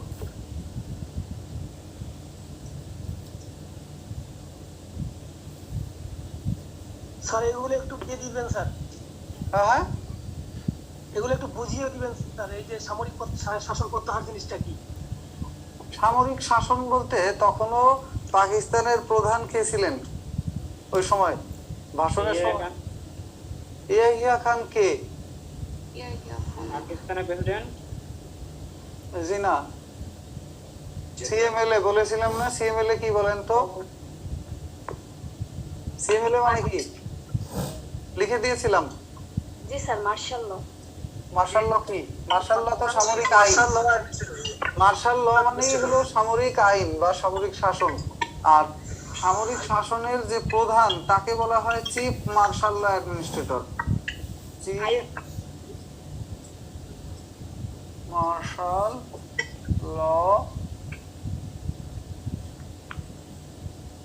অ্যাডমিনিস্ট্রেটর, এবং এই অ্যাডমিনিস্ট্রেটরটা ছিলেন ইয়াহিয়া খান। আর ইয়াহিয়া খান ছিলেন তৎকালীন সেনাবাহিনীর প্রধান। আইয়ুব খানের সময় সেনাবাহিনীর প্রধান ছিলেন উনি, এবং সেনাবাহিনীর প্রধান হিসেবে তিনি ক্ষমতা হাতে তুলে নেন। এই কারণে বলা হতো যে তৎকালীন সময়ে সামরিক আইন চালু ছিল, আর এই সামরিক আইন প্রত্যাহারের ব্যাপারে বঙ্গবন্ধু দাবি তুলে ধরেন। কথা বোঝা যাচ্ছে না, এমনিতে এরকম করতেছে। এরপর আসেন 4 নম্বর কথা ছিল গণপ্রতিনিধি কারা বলেন তো?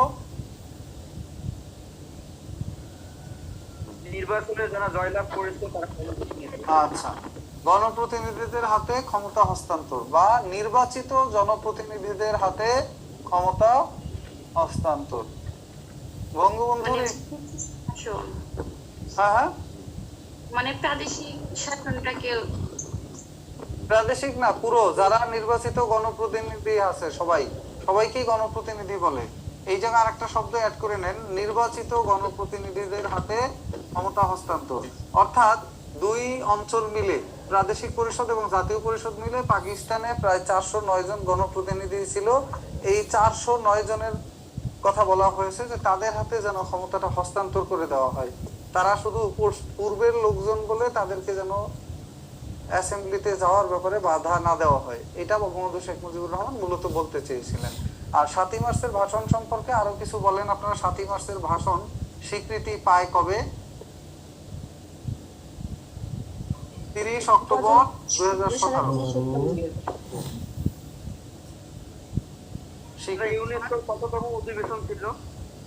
30 অক্টোবর প্রথম অধিবেশন ছিল যেন, আমার এক্সাক্ট মনে নেই, 100 কত যেন, 30 অক্টোবর 2017। কে একজন বলেন তো কততম সভা ছিল এটা, যার মনে আছে? ইউনেস্কোর কততম সভা ছিল এটা? 136। 136 তো হওয়ার কথা না।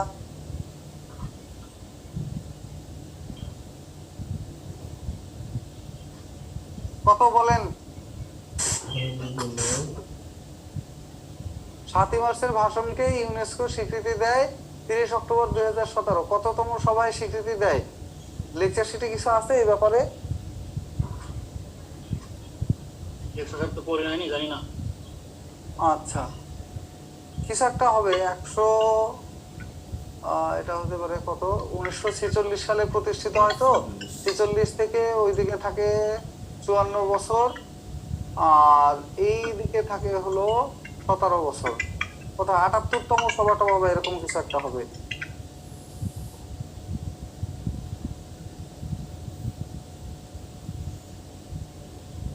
ওকে আসেন, এইটা হলো ৭ই মার্চের ভাষণের স্বীকৃতি। আর কিছুই পড়ার প্রয়োজন নেই ৭ই মার্চের ভাষণ সম্পর্কে। এরপর জাস্ট 2টা তারিখই পড়ে রাখেন, আর এখানে ডিটেলস কবে ভুট্টো ঢাকায় আসছে, কবে আইয়ুব খান ঢাকায় আসছে, এগুলো সব পড়ার প্রয়োজন নেই। আচ্ছা, ৭৮ দুগুণে ১৫৭, ১৫৭তম সভা কি? আমি দাঁড়ান একটু হলো। স্যার 156 হইতে পারে সম্ভবত। আচ্ছা,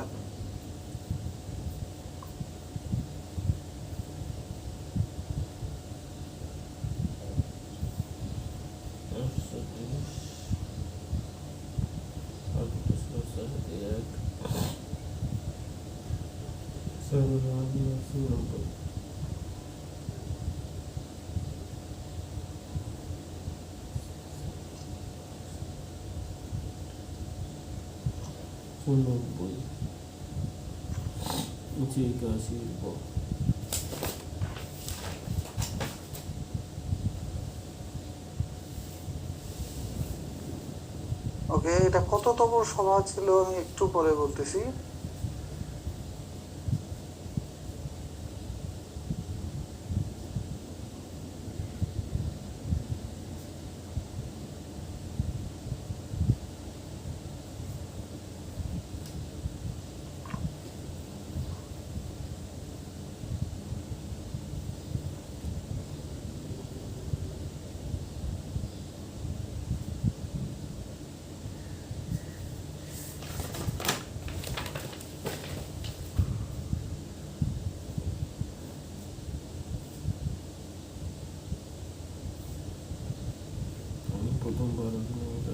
ওকে আসেন, আর কি জানো ৭৭তম ওই যে লিখছেন, কে লিখছে? সাইফুল ইসলাম সজীব। মানে ওইদিকে ইউনেস্কোর ৪৬ থেকে হিসাব করলে ওই জায়গা আছে ৫৪ বছর। ১৯৪৬-এ প্রতিষ্ঠিত হলে ওইদিকে ৫৪ বছর আর ওইদিকে ১৭ বছর। ৫০ আর ১০ ৬০ আর ২৭ আর ১১, ৬০ আর ১১ কত হয়? ৭১। তার ভাষা আন্দোলন তো ছিল ৩০তম অধিবেশনে ১৯৯৯। আচ্ছা, তারপরে আর বারে কত? ৭৭তম।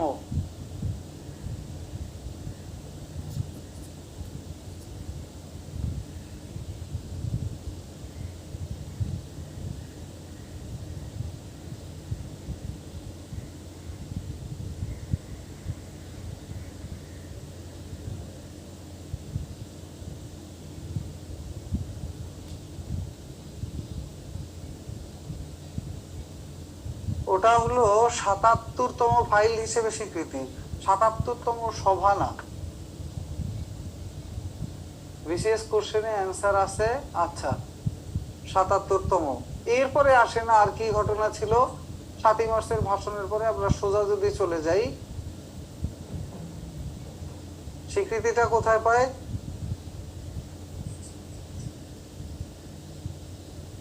Memory of the world.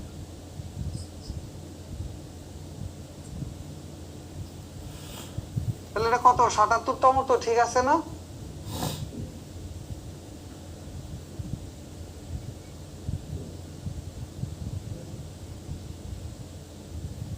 চলে কই? কথাবার্তা বলেন না যে কেউ, চাপ দেন। ৭৭ ঠিক আছে তো? কি জানো নাম?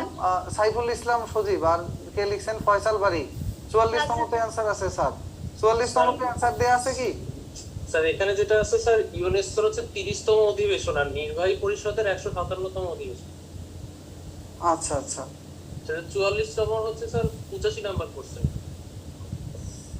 বুঝছি। তাহলে হলো ৪৪তম অধিবেশন নাকি? স্যার ৩০তম অধিবেশন স্যার, হচ্ছে নির্বাহী পরিষদের ১৫৭তম অধিবেশন। ৩০তম তো ভাষা দিবসের স্বীকৃতি, এবং সেটা ১৯৯৯ সালে গেছে হলো ৩০তম। 58তম হতে পারে ভাইয়া, সেই হিসেবে 58তম হবে। কেন 58তম হয় দেখেন, ওইটা যদি হয় আপনার 1999 সালে ওইটা ছিল 30তম, এরপরে গেছে হলো 17 আর 1 18 বছর, 48তম হয়, সরি 58 না 48তম হয় সেই হিসেবে 48তম সভা। যাই হোক, সবার ব্যাপারটা আমি দেখে আপনাদেরকে বলবো না, আমার এটা এক্সাক্ট মনে নেই। মেমোরি অফ দ্য ওয়ার্ল্ড রেজিস্টারে স্বীকৃতি দেওয়া হয়। এরপরে আরেকটা ঘটনা কি আছে চলেন, 25শে মার্চের ঘটনা সোজা, এর মাঝখানের ঘটনা না করলেও চলবে। 19শে মার্চের ঘটনাটা জরুরি, যেটা হলো প্রথম প্রতিরোধ।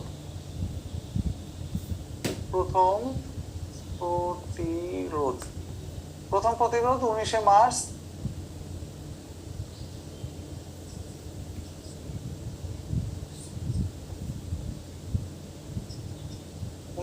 মার্চ কত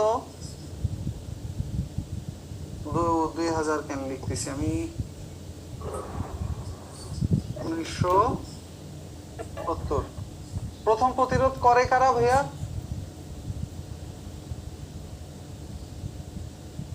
প্রথম প্রতিরোধ করে কারা? East Pakistan Rifles, Bengal Regiment. East Pakistan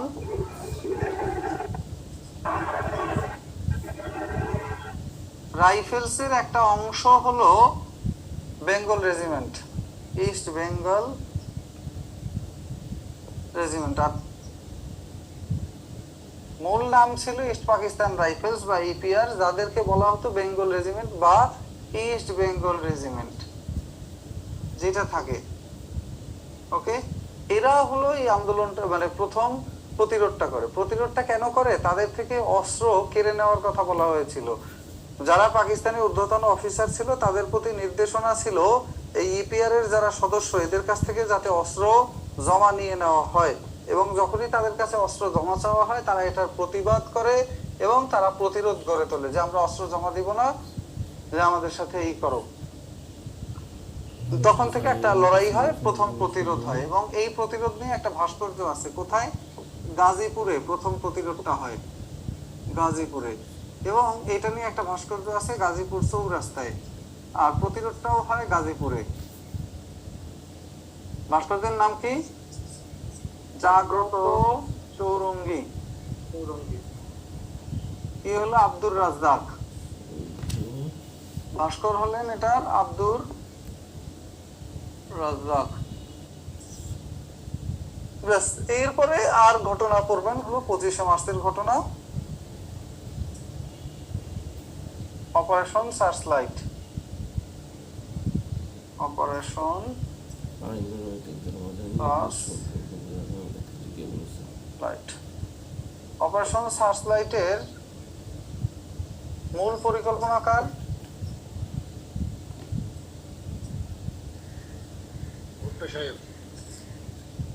Bhutto সাহেব নাকি টিক্কা খান? টিক্কা খান দেখছেন, টিক্কা খান ছিলেন সার্বিক এটার তত্ত্বাবধানে। অর্থনৈতিক ক্ষেত্রে বৈদেশিক সাহায্যের মধ্যে সার্বিক দেখছেন, বই খুঁজতে গেছেন, সার্বিক তত্ত্বাবধান। আরেকজন হলো ঢাকা শহরের দায়িত্ব, আরেকজন হলো ঢাকা শহরের বাইরে।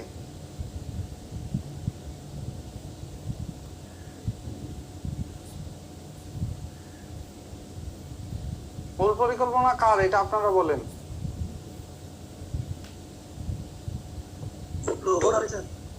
হ্যাঁ, ভুট্টা ভুট্টা ভুট্টা আচ্ছা।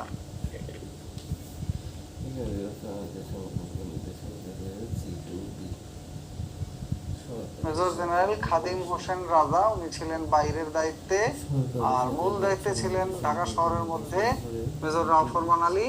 আর টিক্কা খান ছিলেন সার্বিক তত্ত্বাবধানে, উনি জেনারেল টিক্কা খান কিন্তু, হ্যাঁ, পাকিস্তানের গভর্নর তৎকালীন। এরপরে আরেকজনের নাম বলি, তিনি হলো না আরেকজন না, হলো প্রথম আক্রমণ করা হয় কোথায়, এটা পরীক্ষায় প্রশ্ন এসেছিল। 25শে মার্চ অপারেশন সার্চলাইটের অধীন প্রথম আক্রমণটা চালানো হয় কোথায়?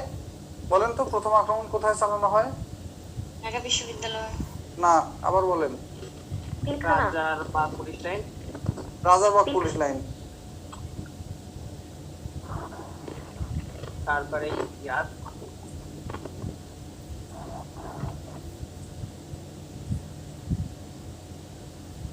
এবং তারা বেশ ভালো একটা ফাইট দিয়েছিল। এটার উপরে যদি কোনো বই আপনি পড়েন তাহলে দেখবেন তারা অল্প, প্রায় 1000 খানেক অফিসার ছিল। এরা পাকিস্তানের এই সামরিক বাহিনী যারা ট্যাঙ্ক কামান এগুলো নিয়ে গিয়েছিল তাদের বিরুদ্ধে বেশ লম্বা একটা সময় ধরে, ঘন্টা দুয়েক ধরে তারা যুদ্ধ করেছিল ওই হালকা অস্ত্র শস্ত্র নিয়ে। কারণ পুলিশের কাছে তো ভারী অস্ত্র শস্ত্র কিছু থাকে না। এই ছিল হলো এখানকার মূল ঘটনা। আর কিছুই এখান থেকে আজকে আমরা পড়ব না, বাকিগুলো আমরা মুক্তিযুদ্ধের বাকি অংশের সাথে পড়ে ফেলবো। মূল পরিকল্পনা কি ছিল? হ্যাঁ হ্যাঁ, মূল পরিকল্পনা কি ছিল? মূল পরিকল্পনায় ভুট্টো সাহেব ছিলেন, ভুট্টো সাহেব এবং ইয়াহিয়া খান।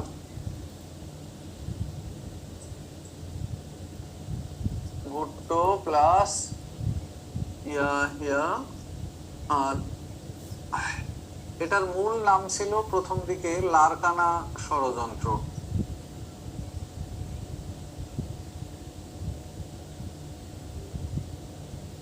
লারকানা ষড়যন্ত্র বলা হতো এটাকে। ভুট্টো সাহেব ফেব্রুয়ারি মাসে একবার গেছিলেন বক শিকারে, তার মানে ইয়াহিয়া খান, এবং এটা ছিল ভুট্টো সাহেবের বাড়িতে। ওইটা জায়গার নাম ছিল লারকানা।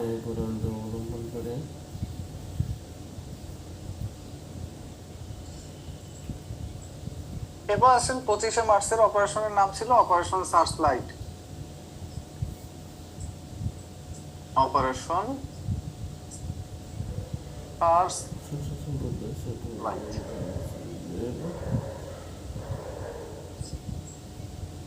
26শে মার্চ প্রথম প্রহরে বঙ্গবন্ধুর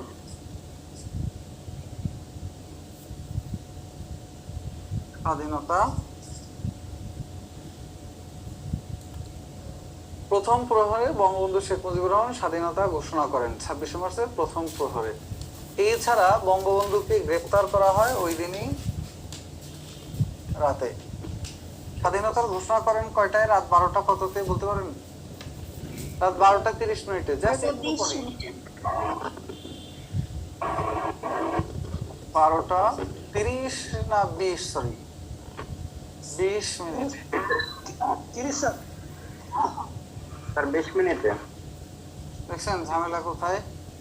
এটা হলো কিছু বইয়ের মধ্যে এক এক ধরনের তথ্য দেওয়ার কারণে এই ঝামেলাটা হচ্ছে। 12টা 20 মিনিটে স্বাধীনতার ঘোষণা দেন এবং রাত 1টা 10 মিনিট, কোথাও লেখা 20 মিনিট আছে, যে রাতে 1টার দিকে, 1টার পরের এই টাইমটা আসলে স্পেসিফিক কিছুই না।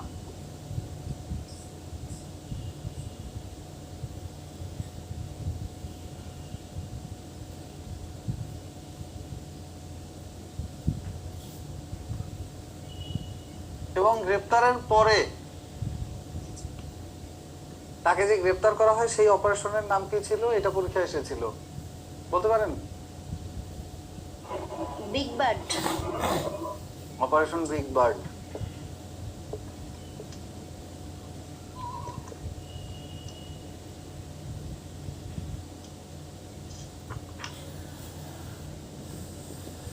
মানে কি স্যার, বড় পাখি শিকার? হ্যাঁ হ্যাঁ মানে বড় পাখি শিকার করলো, এটা হ্যাঁ মিল হ্যাঁ, করছে না? এটা ছিল সাংকেতিক নাম এই অপারেশনের। তাকে গ্রেপ্তার করা হয়। গ্রেপ্তার করার পরে কি হলো? বঙ্গবন্ধুর পক্ষে স্বাধীনতার ঘোষণা দিলেন 26শে মার্চ দুপুরে এম এ হান্নান।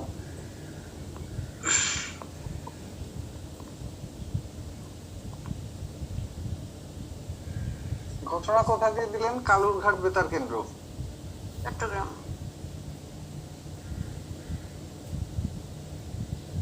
এবং কালুরঘাট বেতার কেন্দ্র থেকে পরের দিন 27 মার্চ জিয়াউর রহমান তিনি স্বাধীনতার ঘোষণা দেন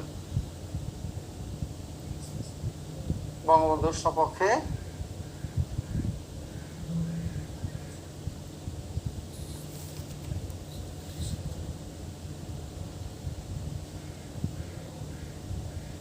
এবং এরপরেই এই বেতার কেন্দ্রের নাম পরিবর্তন করে রাখা হয় স্বাধীন বাংলা বেতার কেন্দ্র। 28 মার্চ এটার নাম পরিবর্তন করে রাখা হয় বেতার কেন্দ্রের স্বাধীন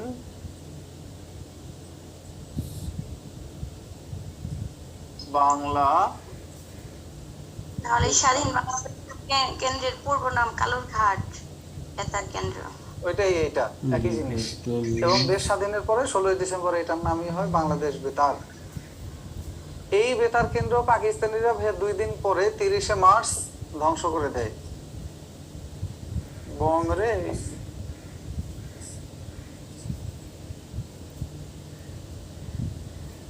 30 মার্চ ধ্বংস হয় এই স্বাধীন বাংলা বেতার কেন্দ্র। এরপরে স্বাধীন বাংলা বেতার কেন্দ্র পরবর্তীতে আবার কলকাতায় নতুন করে গঠন করা হয় 25 মে 1971 কলকাতার বালিগঞ্জে। 25 মে 1971 কলকাতার বালিগঞ্জে এই স্বাধীন বাংলা বেতার কেন্দ্র বালিগঞ্জ এইখানে স্বাধীন বাংলা বেতার কেন্দ্র আবার নতুন করে প্রতিষ্ঠা করা হয় এবং ওইখান থেকে সম্প্রচার করা হয় এই স্বাধীন বাংলা বেতার কেন্দ্রের অনুষ্ঠানগুলো। অনুষ্ঠান কি ছিল? দু একটা অনুষ্ঠানের নাম বলেন।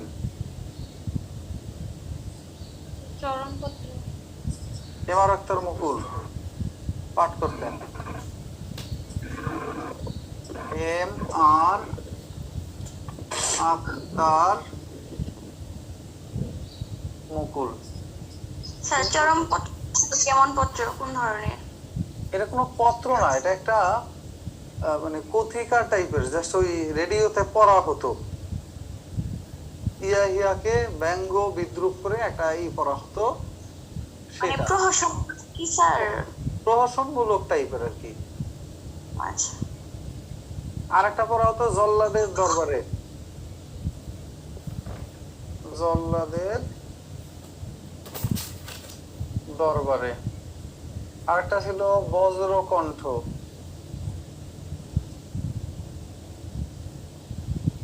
এইগুলো ছিল মোটামুটি এখানকার অনুষ্ঠান। স্বাধীন বাংলা বেতার কেন্দ্র থেকে প্রচারিত মূল অনুষ্ঠান যেগুলো আছে এইগুলো আপনারা একটু দেখে নেবেন।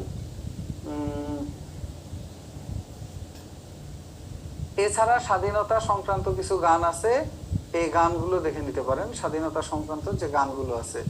আর সর্বশেষ যেটা দেখবো, সর্বশেষটা হলো মুজিবনগর সরকার, এপ্রিল মাসের ঘটনা। মুজিবনগর সরকার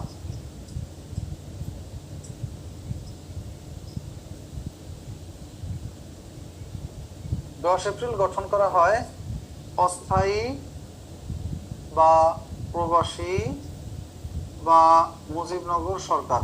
এটা কোথায় গঠন করা হয় বলেন তো? মেহেরপুরে বলছেন। আগরতলা। আগরতলা, ত্রিপুরার রাজধানী আগরতলায় 10 এপ্রিল গঠিত হয়।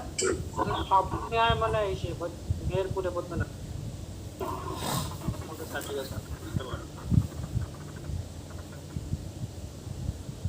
এই জন্যই এটার নাম অস্থায়ী বা প্রবাসী সরকার। কতবার ঘুরে এসেছি মিরপুর থেকে স্যার। আমি গেছি 18 সাল।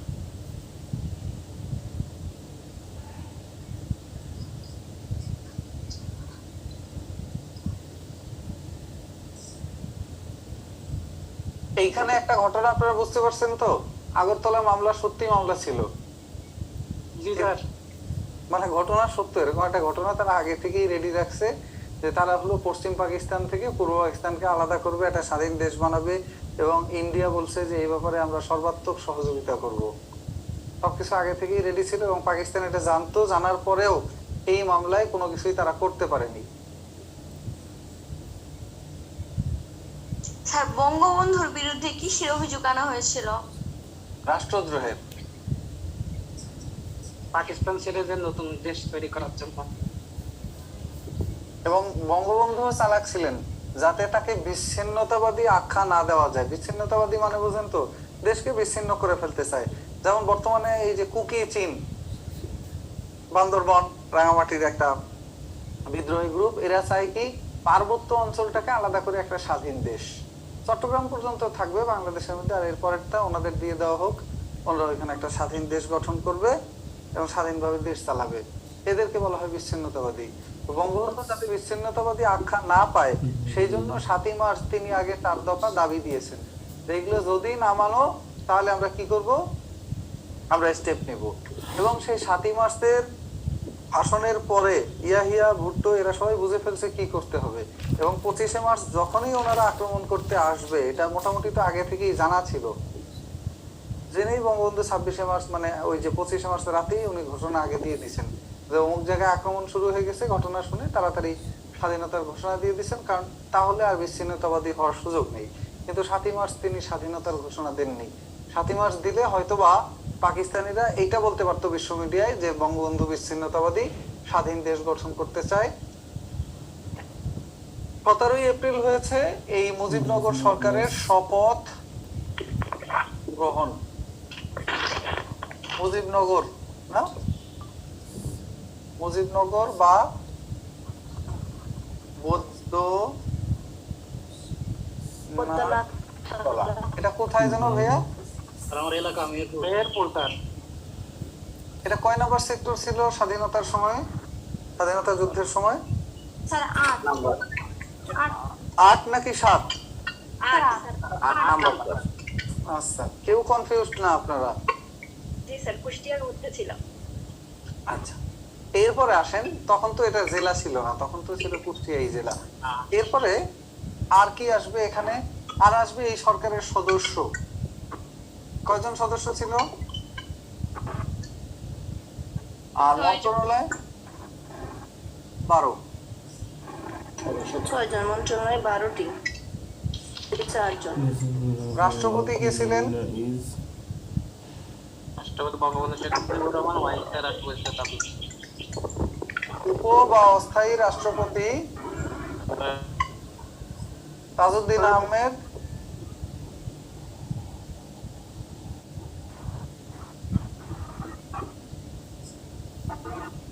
আর উপরাষ্ট্রপতি সৈয়দ নজরুল ইসলাম না? ওই যে নজরুল ইসলাম লেখা আছে। তাজউদ্দিন প্রধান। এটা কেউ বলতে পারেন তাজউদ্দিন আহমেদ স্বাধীনতার পরে কি ছিলেন? মন্ত্রী, অর্থমন্ত্রী।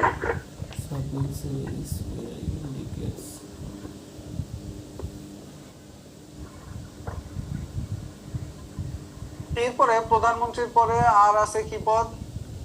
স্বরাষ্ট্রমন্ত্রী।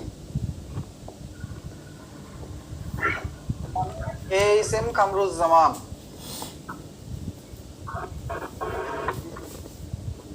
পররাষ্ট্রমন্ত্রী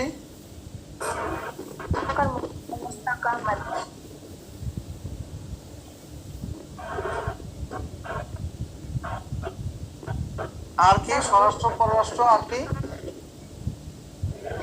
অর্থমন্ত্রী স্যার। অর্থমন্ত্রী এম.এ. মনসুর না ক্যাপ্টেন মনসুর আলী? ক্যাপ্টেন মনসুর আলী।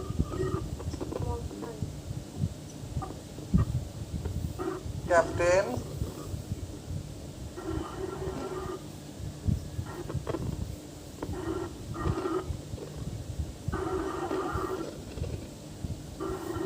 এখন আসলে এইখানে আরো কিছু কথাবার্তা বলে আজকের মতো আমরা শেষ করছি। রাষ্ট্রপতির একক পোস্ট ছিল, উপরাষ্ট্রপতির একক পোস্ট ছিল। প্রধানমন্ত্রী তিনি একাধারে প্রতিরক্ষা মন্ত্রীর দায়িত্ব পালন করতেন।